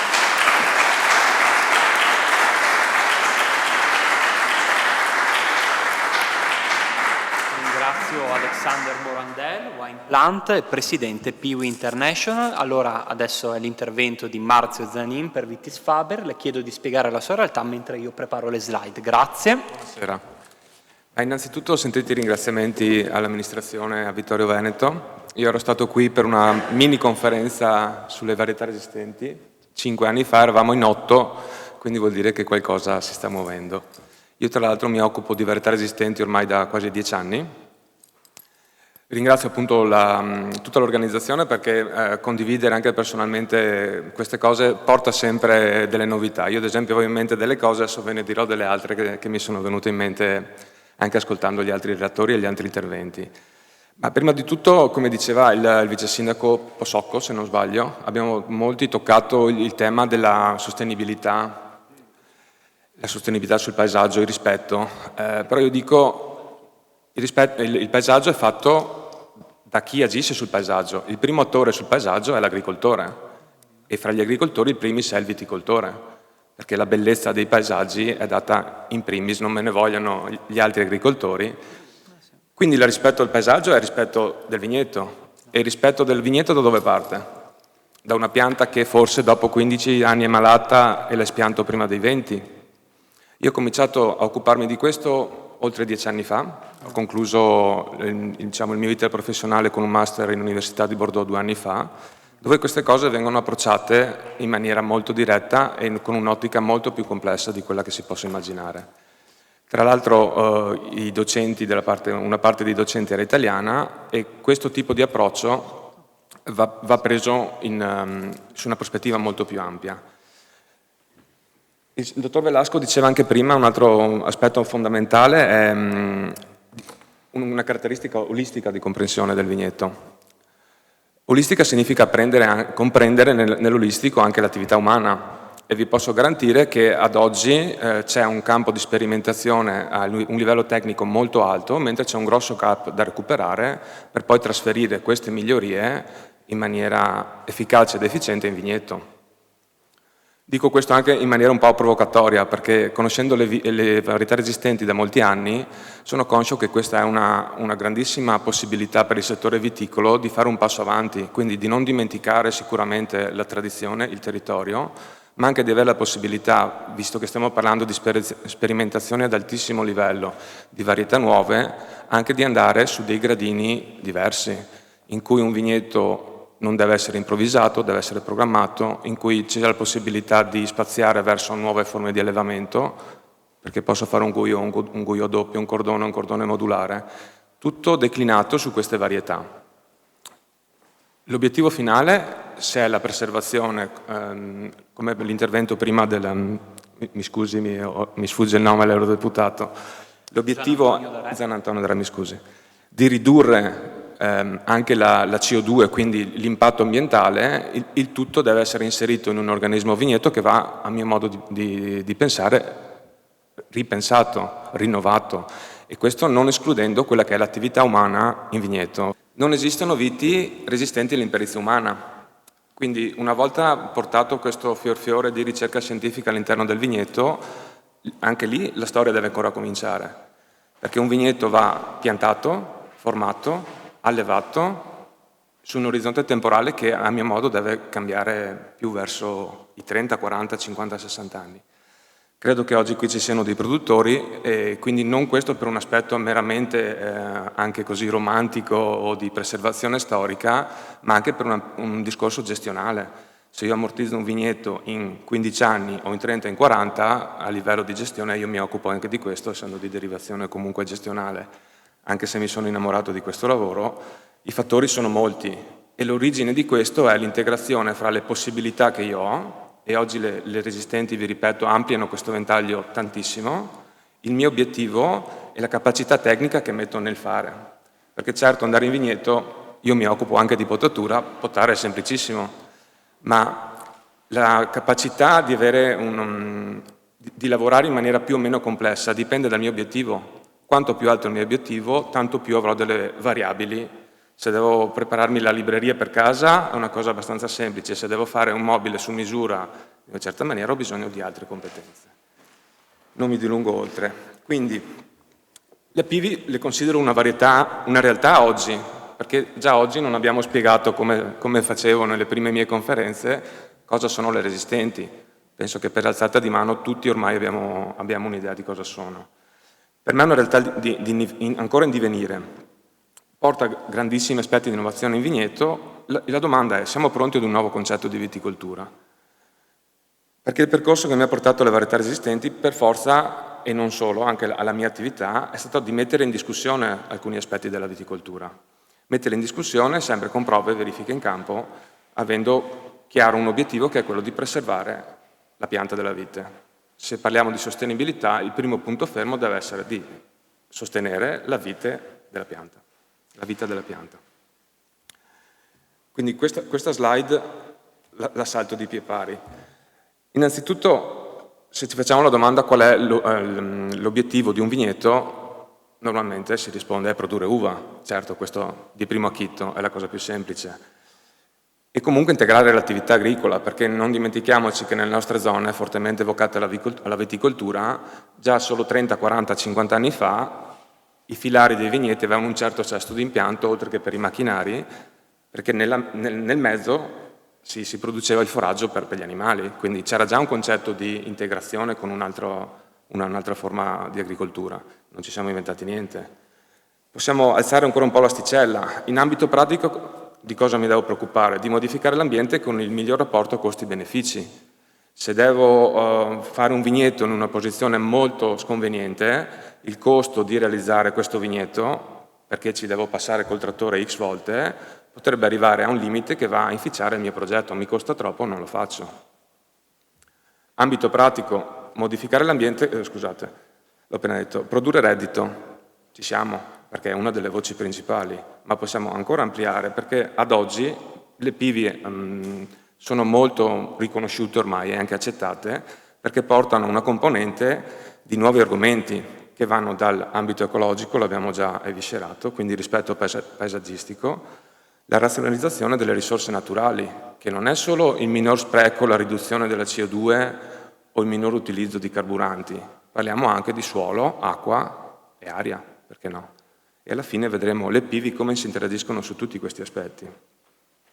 Un ambito etico, migliorare la qualità dell'ambiente e la salute delle persone e degli animali, quindi c'è un altro valore in più.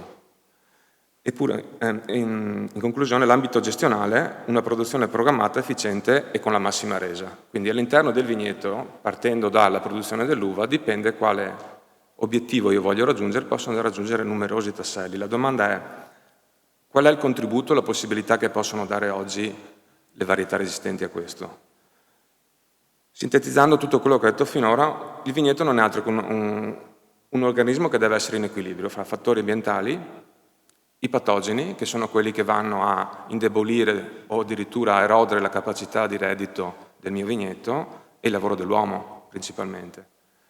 Più nello specifico, i fattori ambientali sono principalmente suolo, aria, acqua, meteo. I patogeni, la grande divisione, non esistono varietà resistenti all'imperizia umana, vi dicevo. L'altra grandissima classe di patogeni sono le malattie da deperimento del legno. Quindi bisogna unire le due cose, perché non confondiamo. Un vigneto di varietà resistenti comunque è suscettibile di attacco di altre patologie collegate al legno. Queste sono una divisione fra delle patologie quindi annuali e patologie endemiche, poi possiamo anche ampliare il discorso su dove sono le origini. Anch'io sono a disposizione nelle slide se vogliamo ampliare il discorso. Il lavoro dell'uomo non si limita solo all'approccio alla coltivazione del sesto impianto, il carico produttivo, il regime di difesa. Qui è dove ci sono i maggiori margini di miglioramento. Vi dicevo, non esiste la vite che non sopporta gli errori dell'uomo e vi garantisco che sulla crescita, la formazione di un vigneto generalmente si pianta, dopo 4-5 anni c'è qualche problema, a 10 mi lamento, ormai a 15 me lo tengo, perché ci lavoro da un po'. Invece un vigneto va preso dal mio punto di vista completamente da un'altra prospettiva. Questa ad esempio è una foto in Portogallo, un vigneto di 80 anni, ma è un vigneto di piante coeve di 80 anni. Lasciamo perdere il discorso paleoclimatico, però la vite è quella bestia lì, è una pianta che può vivere potenzialmente 100 anni. Ce ne sono anche sulle nostre colline, fortunatamente.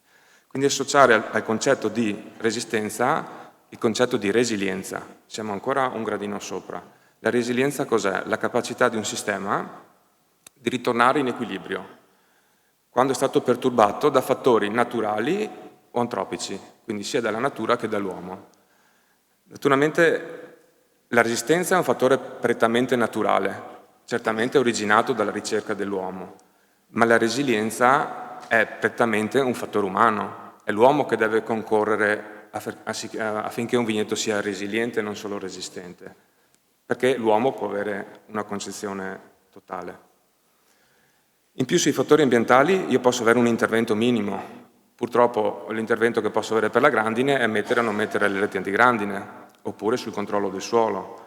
I fattori patogeni sicuramente siamo a un ottimo punto per quello che riguarda la cura e la prevenzione, ma spesso interveniamo a danno avvenuto, come è successo negli ultimi anni purtroppo la flavescenza, che c'è stata una grossissima recrudescenza, è stato l'ultimo anno soprattutto difficoltoso. Mentre sul fattore umano è dove ci sono i maggiori ambiti di crescita. Ok? Più sul pratico, qui in realtà, scusate, è solo un esempio questo. Questa è una pianta di neanche 15 anni, presa in una DOC, qui vicino tra l'altro. Resistenza o non resistenza, questa pianta è deperita fino alla morte perché ci sono delle cause umane principalmente. Quindi il messaggio è questo. Le PV sono una grandissima opportunità, e di questo ne sono convinto, per cambiare il punto di vista a cui si approccia il vigneto, perché il rispetto, la resistenza mi deve aprire gli occhi su guardare la pianta in maniera diversa e quindi aprire a una volontà di portare un vigneto sicuramente a un periodo di vita molto più lungo.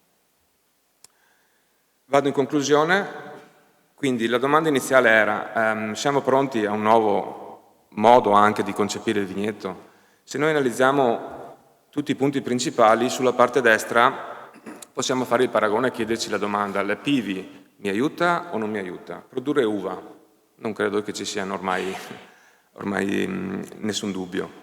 Integrare l'attività agricola, anche qui si potrebbero aprire scenari molto, molto interessanti, perché di fatto, voi sapete, penso che siete in gran parte produttori, il vigneto in realtà per il 75% della superficie strada per il trattore.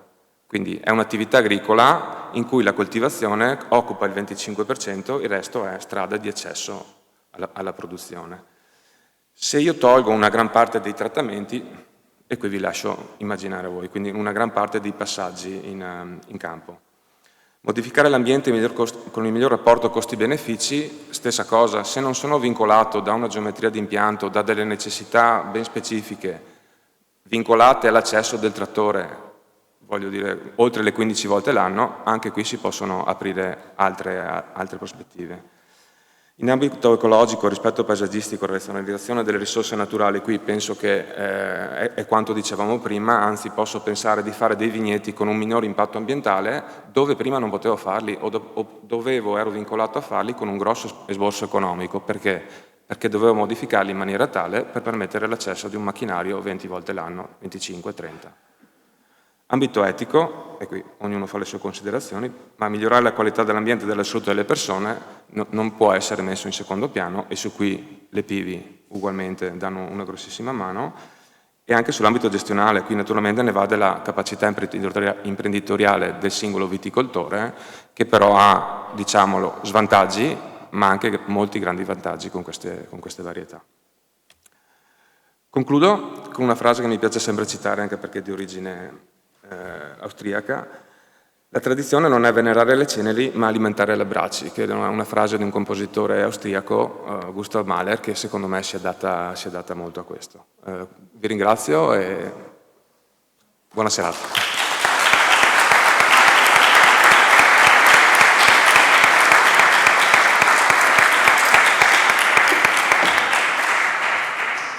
Ringrazio quindi Riccardo Velasco, direttore del CREA, Alexander Morandel, Wine Plant presidente Piwi International, e Marzio Zanin di Vitis Faber. Adesso facciamo il cambio della guardia, perché voi tornate al vostro posto e arrivano qua per gli ultimi due interventi finali Stefano Zanette, presidente della cantina di Conegliano e Vittorio Veneto, e Sara Meneguz, Vini Meneguz Sara di Corbanese di Tarso, giusto? Prego, il primo a intervenire sarà Stefano Zanette.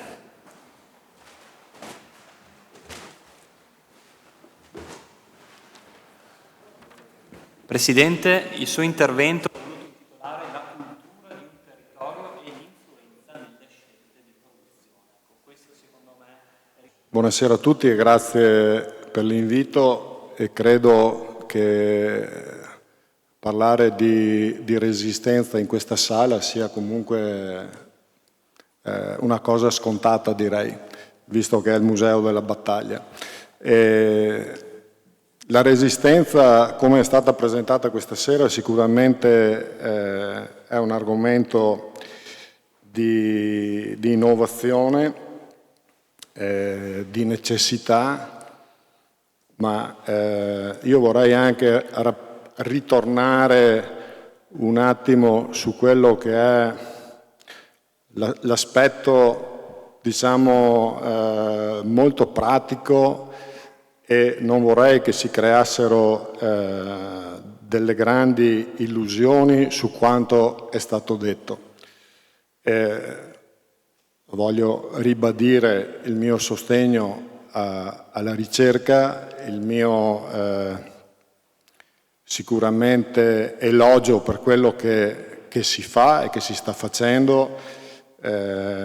Stiamo sostenendo in vari ambiti e con varie modalità la ricerca sia del CREA ma anche delle università, e questo è sicuramente un aspetto importante, ma io vorrei anche, visto che qui in sala ci sono sicuramente tanti produttori, ma c'è anche una rappresentanza della comunità, di chi vive il territorio, che quanto si è detto questa sera è di grandissima portata e di grandissima rilevanza, ma come dicevo io ritornerei un attimo in modo ragionevole con i piedi per terra, perché non si può pensare in questo momento qui che tutto quello che è stato detto questa sera possa diventare in un battibaleno la realtà viticola nazionale, o restringiamo il focus, lo facciamo sul Veneto che ha 100.000 ettari di superficie, o nell'area viticola della denominazione Prosecco che ha circa 30.000 ettari e come è stato rappresentato sono soprattutto ettari che sono identificati con dei territori specifici che sono delle denominazioni e che quindi hanno anche dei vincoli dati dai disciplinari e dalla normativa vigente. Quindi non è che si possa, questo io non voglio buttare la cenere sul fuoco o della speranza di quello che può essere il futuro, ma voglio appunto far capire che questo è un aspetto di ricerca, una cosa che è già realizzabile in parte. Credo che chi mi succederà come intervento rappresenterà un'esperienza personale, credo, non la conosco ma immagino di sì, quindi non posso dire che non è possibile fare vini con i vitigni resistenti eccetera eccetera, ma quello che voglio far capire è che pensare che delle esperienze aziendali o di territori piccoli possano diventare un facsimile amplificato a livello territoriale molto ampio non è possibile, perché parlando di glera resistente siamo ancora agli inizi di quello che può essere un materiale genetico a disposizione per andare a sostituire i vigneti esistenti. Questo del materiale è un problema. Quindi io non voglio che, se c'è qualcuno qui in sala che fa anche magari il giornalista, che si esca dicendo da domani la viticoltura veneta, il mondo del prosecco può cambiare. Non è questo il messaggio che può uscire, secondo me. Quello che può uscire è che si sta facendo un lavoro di ricerca importantissimo per andare verso un futuro, ma che non è domani.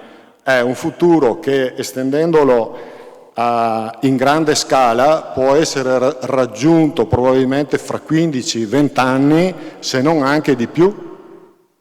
Questo è, secondo me, la realtà che è giusto andare a raccontare. Poi chi mi ha preceduto sono dei ricercatori, è giusto che i ricercatori rappresentino quello che stanno facendo, con grandissimo rispetto, senza, giusto? Ok, ecco, giusto per mettere le cose in chiaro,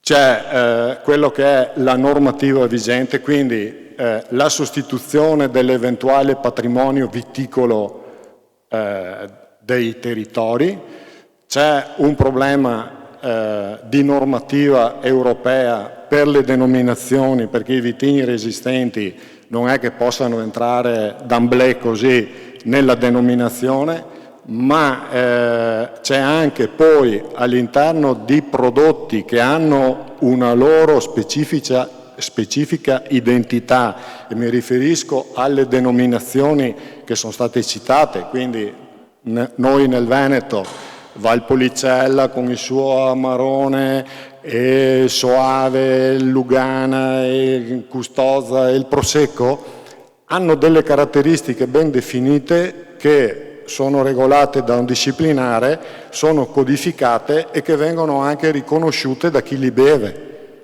Cioè vengono riconosciute nel calice quelle differenze territoriali e date dai vitigni che le producono. Quindi il passaggio è diverso prendere un vitigno resistente, vinificarlo e imbottigliarlo e presentarlo al pubblico, è una cosa che non ha niente di paragonabile, è una cosa nuova che si immette nel mercato. Quindi c'è un mercato che richiede questi prodotti, ma sono prodotti che non hanno ancora la possibilità, la riconoscibilità, il patrimonio genetico, speriamo di sì, ma molto più avanti, di arrivare ad essere molto simili a chi li ha generati, cioè al papà e alla mamma. Giusto, professore? Ok. No, perché siccome vado ad entrarmi in territori scientifici e io sono un contadino e non sono sicuramente un sommelier, ma sono un bevitore che apprezza il vino che va ad assaggiare, non voglio venire a fare il professore, io non lo posso fare. Però voglio essere chiaro e dire quali sono le potenzialità e qual è la realtà. E naturalmente se ci sono dei produttori che hanno questo approccio, i mercati sono interessanti anche per questi prodotti, è giusto che si lavori, che si promuovano e oltre che produrli anche promuoverli, che vengano bevuti. Quindi è un mercato a sé. Quindi,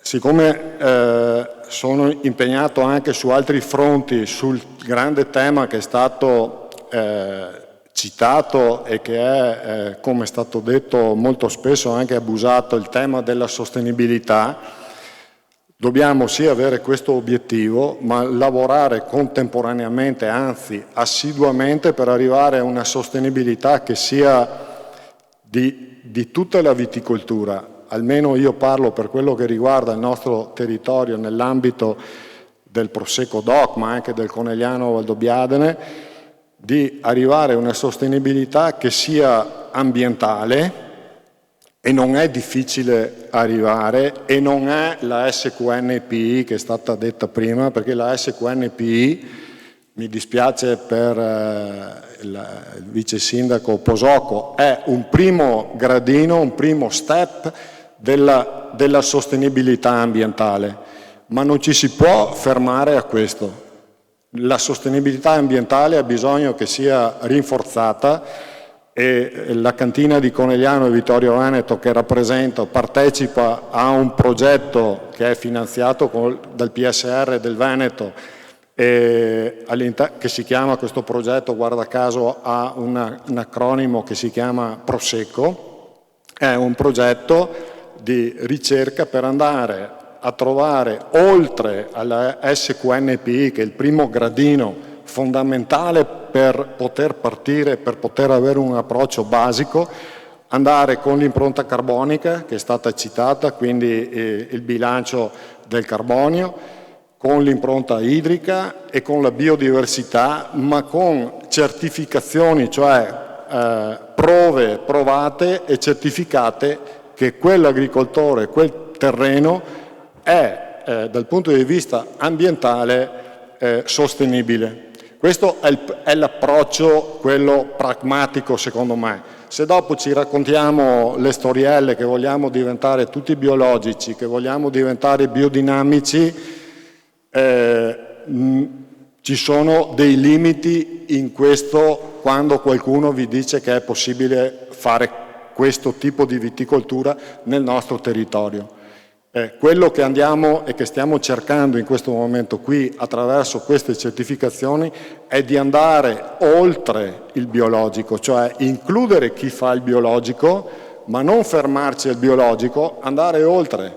Si sta dimostrando che usare i fitofarmaci, che io preferisco che chiamarli pesticidi, Usare i fitofarmaci in un modo razionale, mirato, quindi con grande oculatezza, si può arrivare ad avere una viticoltura sostenibile quanto, per qualcuno può essere una bestemmia, quanto se non più del biologico.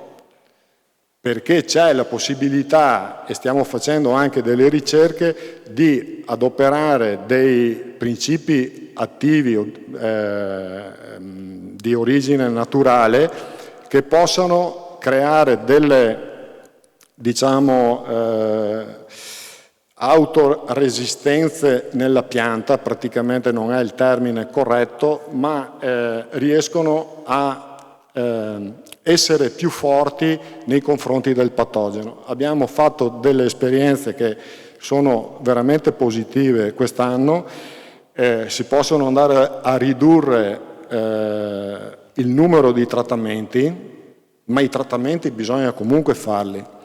Allora anche il dottor Zanin, e chiedo scusa se mi intrometto nella sua relazione, quando dice con i vitigni resistenti riusciamo ad avere un paesaggio più bello. Il paesaggio più bello è quando si vuole rispettare l'ambiente e rispettare la bellezza del territorio. Che sia un vitigno resistente o un vitigno non resistente, se uno vuole rispettare il paesaggio, il territorio, si può fare, secondo me, sia con un vitigno che con l'altro, anche perché i vitigni resistenti bisogna essere sinceri nel dire che non possono essere esenti ai trattamenti. È stato un malinteso. Il mio ragionamento, il mio cappello era generale. Ho parlato della viticoltura. Ok. Sì. No, ok. Però parlando anche prima col dottor Velasco e sostenendo anche il suo lavoro, sappiamo benissimo che i vitigni resistenti, per poter essere tali anche nel futuro, hanno bisogno di alcuni trattamenti durante l'anno. Non può essere, mi hanno sempre detto che non può esserci vitigno resistente senza trattamenti. Perché un vitigno... Sì, io chiudo. No, il vitigno... No, cos'è che ha detto? Dire Certo. No, perché è per non andare a permettere alla pianta di diventare ricettiva della peronospora o dell'oidio.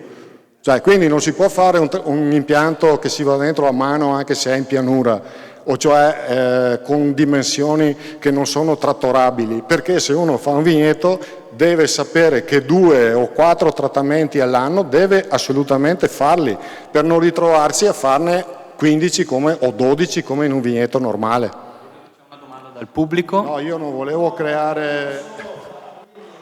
Su questo, visto che anche in Veneto ne ha i siti dove la viticoltura viene fatta nuova, nei territori che lei rappresenta condivido pienamente, perché già ne avete troppi problemi con cittadine e con altre cose, perciò i trattamenti devono essere sempre fatti, ma mi fa anche piacere poter dire che ci sono vigneti come uno che tengo io, il primo che feci, che da 21 anni non ha preso nessun pesticida, come l'ha chiamato lei. Sono 21 anni. Io ho chiamato fitofarmaco. No, ma comunque non voglio entrare in un contraddittorio con nessuno. Io da quanto ho recepito e che mi hanno detto, e me l'ho confermato anche il dottor Velasco, il dottor Tomasi, eccetera, nel tempo, per avere dei vitigni resistenti che possano durare nel tempo bisogna poter fare dei trattamenti. Questo perché altrimenti c'è l'esempio in Romania che stanno togliendo decine e decine di ettari perché non riescono più a fermarla neanche con i trattamenti, quella peronospora lì. Allora, benissimo, però lavoriamo soprattutto nel concreto, quindi per il domani che è reale e non per un futuro immaginabile a lunga gittata come la realizzazione di questi vitigni resistenti che magari ci fossero e facessero il vino con i gusti eccetera che ci sono adesso. lavoriamo veramente concretamente sulla sostenibilità a 360 gradi, quindi con grande rispetto sia per l'ambiente ma anche per la sostenibilità economica e la sostenibilità sociale, che io credo che quella sia la più difficile da ottenere, perché chi vive il territorio deve confrontarsi con chi lavora nel territorio e, visto che ha una vocazione anche turistica, deve essere in grado di accogliere anche il turista che arriva dall'estero o dall'Italia. Quindi la sostenibilità è un plus, deve diventare diciamo, la sostenibilità ambientale nel giro di pochi anni diventerà un requisito obbligatorio per le denominazioni per poter rivendicare quantomeno il Prosecco DOC. Questo ve lo dico con grande diciamo, propensione verso il futuro, ma su una cosa che non è un'utopia ma una cosa realizzabile, perché la sostenibilità ambientale si può fare. Grazie.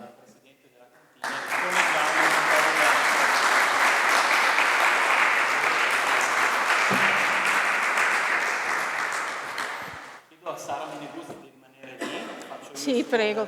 Sì, non c'è una correlazione strettissima con la successione delle cose che andrò a dire. Intanto buonasera a tutti, cercherò di essere breve perché ormai sarete stanchi di ascoltarci. Mi chiamo Sara Meneguzzi, sono una produttrice, la mia azienda è nel comune di Tarzo, nella frazione di Corbanese. Ringrazio gli organizzatori di questa bellissima serata che mi hanno fatto l'onore di invitarmi. Sono sentimentalmente legata a Ceneda perché la collina dove mi trovo, a Corbanese, dove ci sono le mie vigne, è stata acquistata dalla mia famiglia nel 1921 dalla contessa vittoriese Maria del Baldo. Quindi qualcosa di Ceneda c'è e ha segnato la mia vita e quella della mia famiglia. E quindi sulla mia collina io produco Prosecco Superiore Conegliano Valdobbiadene, quindi sono in territorio di OCG. Ma ho anche ereditato un appezzamento di terreno in paese, quindi nella parte pianeggiante di Corbanese, dove mio padre nei primi anni 60 aveva piantato col vecchio sistema di allevamento della Bellussi delle viti di Glera e di Merlot. Quando io ho ereditato questo vigneto, nel frattempo le cose erano cambiate tutti intorno e quella che era un'area agricola è diventata un'area urbana, lotizzata, quindi con residenze, villini e quindi abitata sostanzialmente. È chiaro che chi ha acquistato le case lì e le ha costruite vedeva la vigna, quindi sapeva bene dove andava a costruire e sinceramente io non me la sono sentita di chiudere la storia produttiva ed enologica di quell'appezzamento perché era un po' anche amputare una parte della storia della mia famiglia. Tuttavia la motivazione che mi ha spinto a piantare delle varietà Piwi è riassumibile, a mio modesto parere, sotto il concetto di rispetto. Io ho sentito il dovere morale di portare rispetto all'ambiente e alle persone che sono parte integrante dell'ambiente. E le varietà Piwi in questo mi sono state di grandissimo aiuto. Perché? Perché chiaramente è vero che non sono varietà indistruttibili e invincibili, sono per quanto riguarda, io qui stasera porto la mia esperienza, non ho ambizioni scientifiche io porto la mia esperienza di produttrice, cioè di una persona che vive in vigna la propria esperienza diretta e devo dire che queste viti non sono invincibili, però mi danno un grandissimo aiuto perché innanzitutto è vero che si fanno dei trattamenti, io ne faccio un paio, però è anche vero che un paio di trattamenti a fronte di 12 o 13 che faccio normalmente sono comunque un grossissimo vantaggio. Un grossissimo vantaggio perché non uso sostanze chimiche, un grossissimo vantaggio perché non entro coi mezzi e oltretutto applico anche la tecnica del sovescio, quindi lascio crescere delle erbe selezionate in vigna, per cui non entro neppure per lo sfalcio fino a maggio. Perciò entrare meno in vigna vigna significa tutta quella serie di vantaggi che non sono un risparmio di carburante, ma una riduzione importantissima dell'impatto ambientale, una riduzione importantissima del compattamento del terreno. È un terreno piuttosto pesante, quindi sono tutti aspetti dal punto di vista della conduzione della vigna molto importanti, per non parlare delle ricadute importantissime a livello appunto di impatto ambientale. Quindi diciamo che io non, sinceramente, per riallacciarmi agli interventi anche che sono stati fatti prima, quando mi sono avvicinata alla viticoltura Piwi, non l'ho pensato come una possibilità che andasse a sostituire la viticoltura tradizionale. Io sono figlia della viticoltura tradizionale e non posso rinnegare le mie origini, non lo voglio fare. Però come viticoltura integrativa.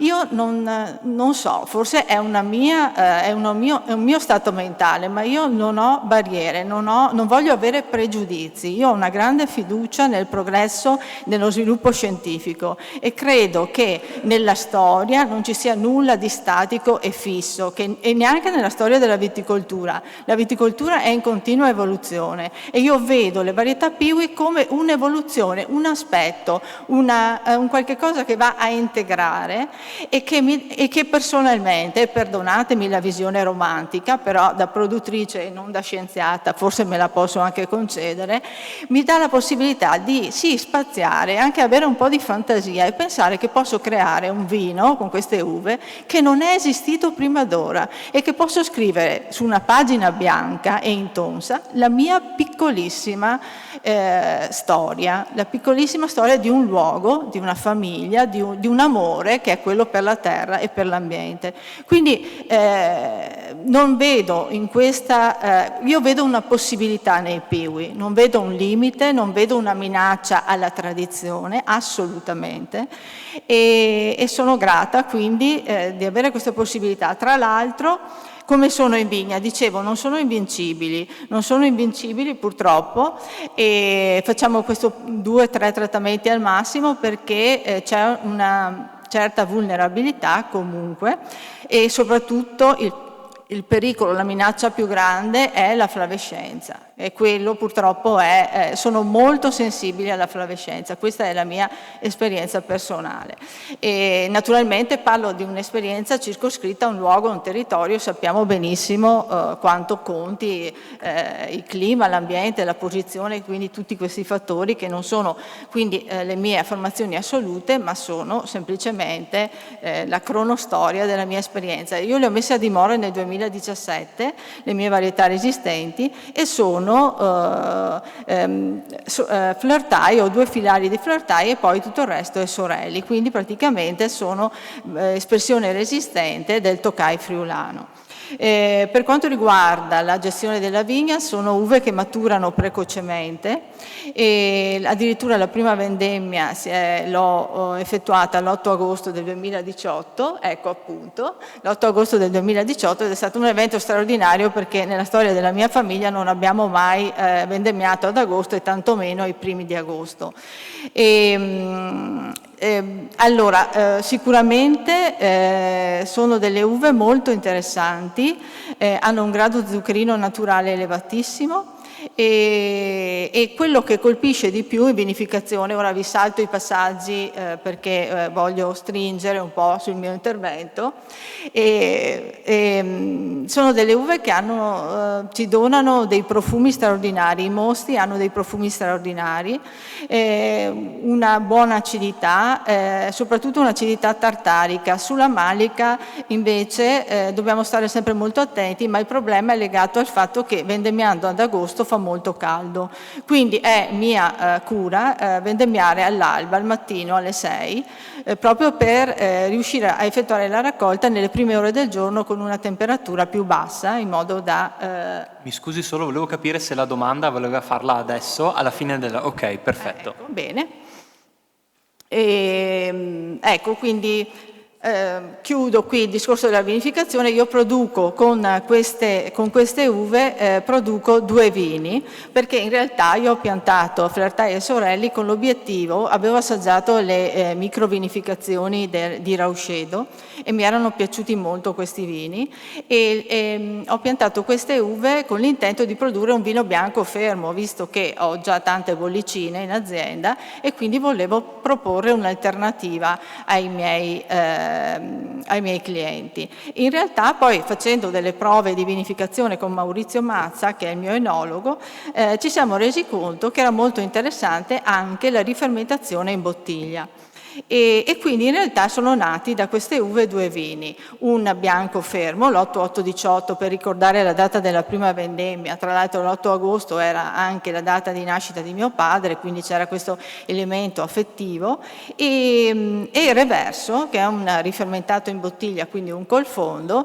Il nome gliel'ho dato proprio per fare chiaro riferimento alla possibilità di degustare il vino sia limpido, sia dopo aver leggermente mosso la bottiglia col suo fondo, che comunque è un fondo nobile. Allora,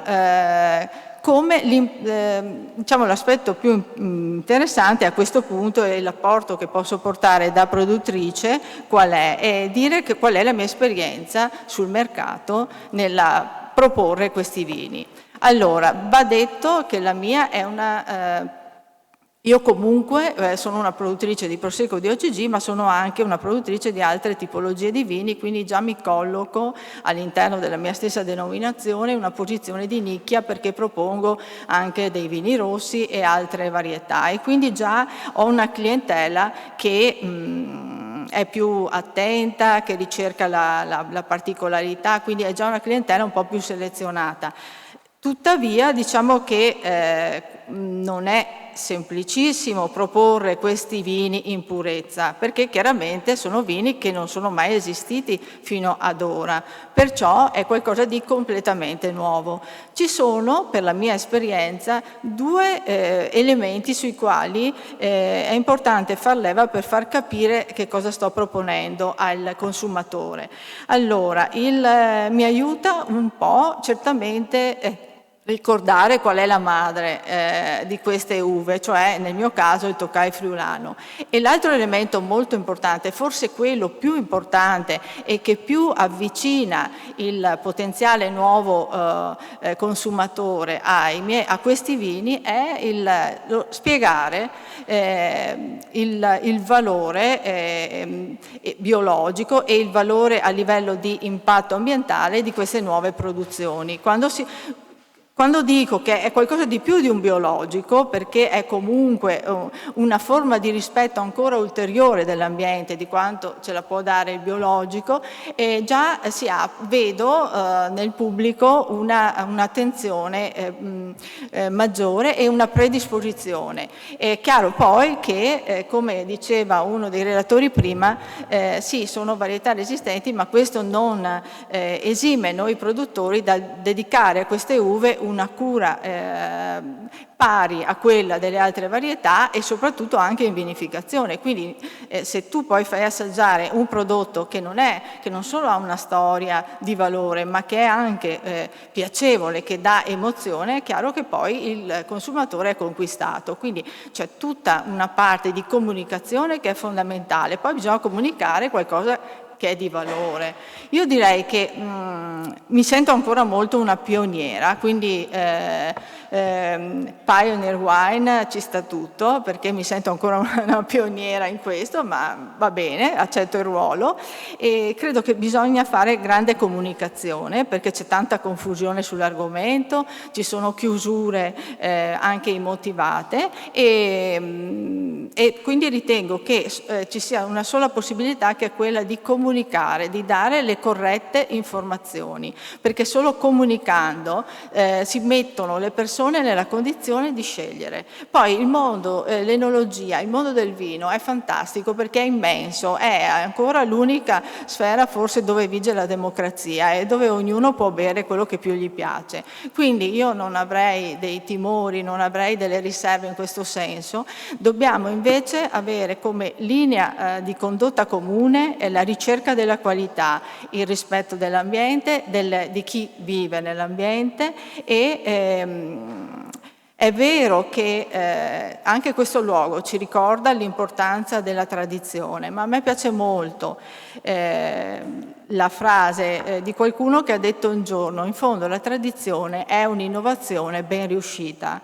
Allora, se lavoriamo uniti, se lavoriamo sulla comunicazione e anche le istituzioni ci assistono in questo, perché serve una comunicazione che sia sostenuta dagli enti, dalle autorità, perché oggi ci si forma sui social, ma non è quella la comunicazione che andiamo cercando e che vogliamo promuovere.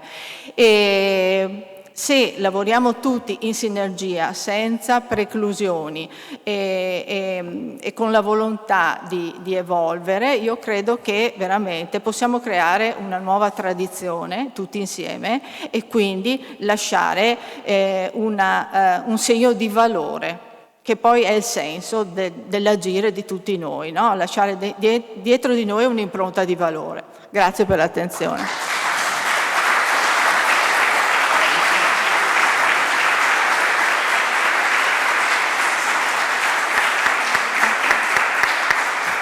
Allora, so che c'è una domanda e poi ci avviamo alle conclusioni. La può fare direttamente da qui, che così la sentono tutti. Sì, volevo dire una cosa che ci mette sempre a noi ricercatori in difficoltà. Nel momento in cui spieghiamo quello che facciamo, difficilmente riusciamo a dare anche una tempistica. Vi ho fatto vedere la fotografia di 8 grappoli d'uva.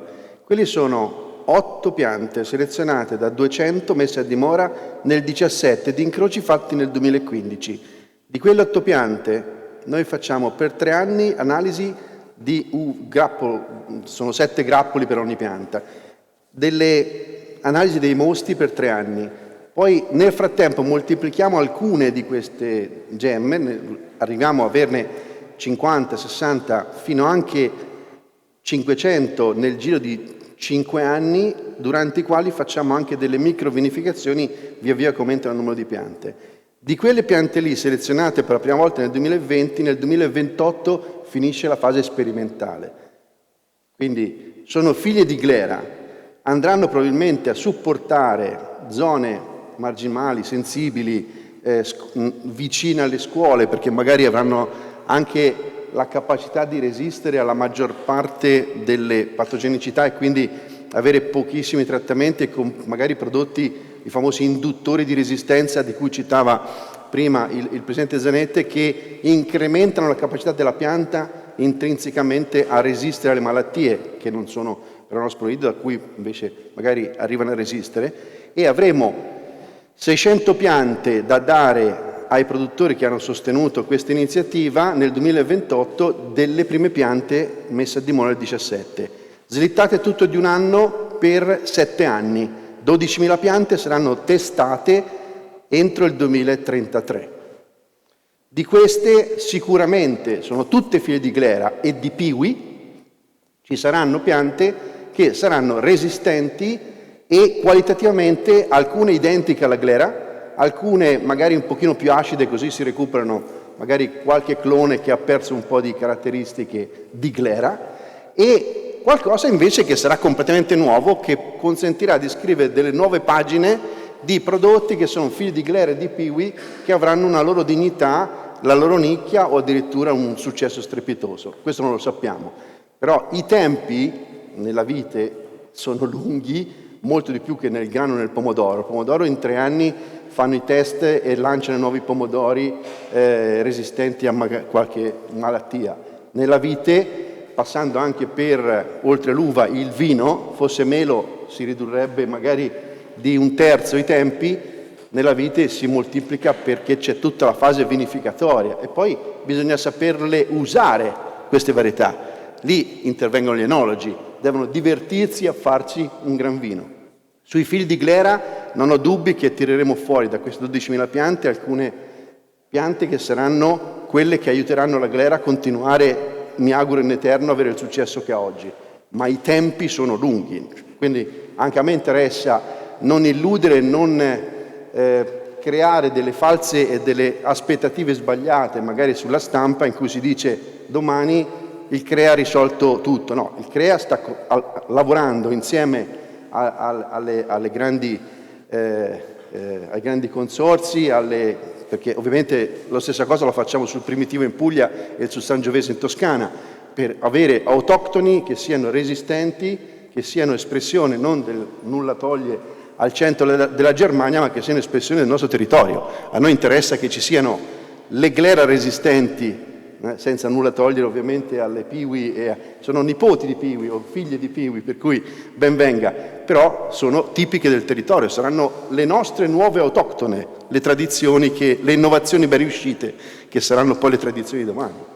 Questo ci tenevo a dirlo perché si crea un'aspettativa sbagliata. Allora, se il Presidente Bianchi è d'accordo, aveva una domanda da fare lei? Prego, prego.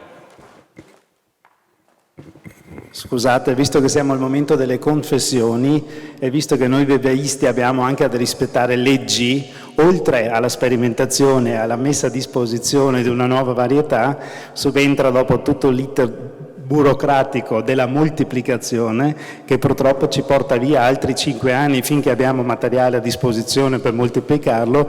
Immaginatevi se dopo vengono sostituiti, che non penso e non spero, 5.000 ettari di glera con le nuove glera, passeranno altri 20 anni finché avremo anche le gemme a disposizione per garantire anche la salute e la continuità alla viticoltura del Prosecco, no? E allora per quello è effettivamente molto importante quello che ha detto il signor Zanetti, che non dobbiamo illuderci. Quello che ha detto la signora Meneguzzi è perfetto, perché bisogna crederci nel futuro e dobbiamo migliorare, ma assolutamente bisogna avere rispetto, un po' di pazienza, e forse uno dei vostri lavori più grandi è quello già adesso di fare un database dove saranno le zone di intervento immediato, a medio termine, a lungo termine, così voi siete praticamente già pronto, anche in collaborazione con i vostri vivaisti e con giustamente il costitutore, a avere il materiale a disposizione dove serve per emergenza. Grazie.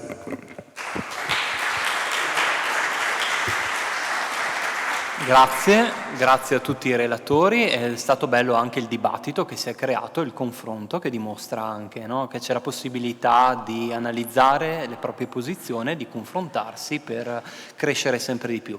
C'è un'altra domanda, io so che comunque Presidente Bianchi c'è la possibilità poi di incontrare i relatori anche al momento della degustazione, però insomma se vuol fare una domanda prego, vuole venire qui che la sentono tutti?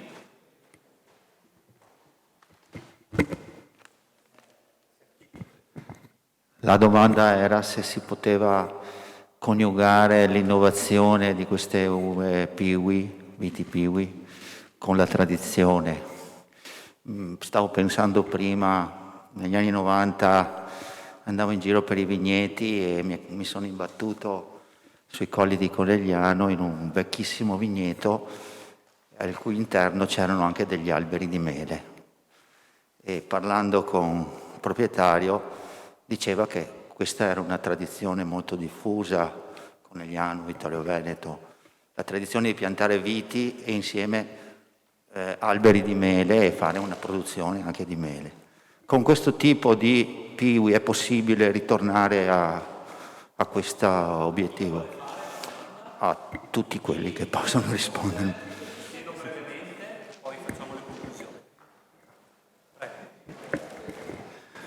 Allora, giustamente ci muoviamo nell'ambito della vite, ma giustamente c'era anche l'uva a tavola, giustamente c'erano anche diverse tipologie nei vecchi vigneti, perché io dico sempre, su da noi si andava sul mercato di Trento, no? Che era praticamente il giorno di San Giuseppe, e passava chi voleva il rosso, e chi vendeva le piante prendeva la pianta da questo secchio e gliela dava. Passava chi voleva il bianco, aveva finito il bianco, prendeva quello dal rosso e gli dava questa varietà.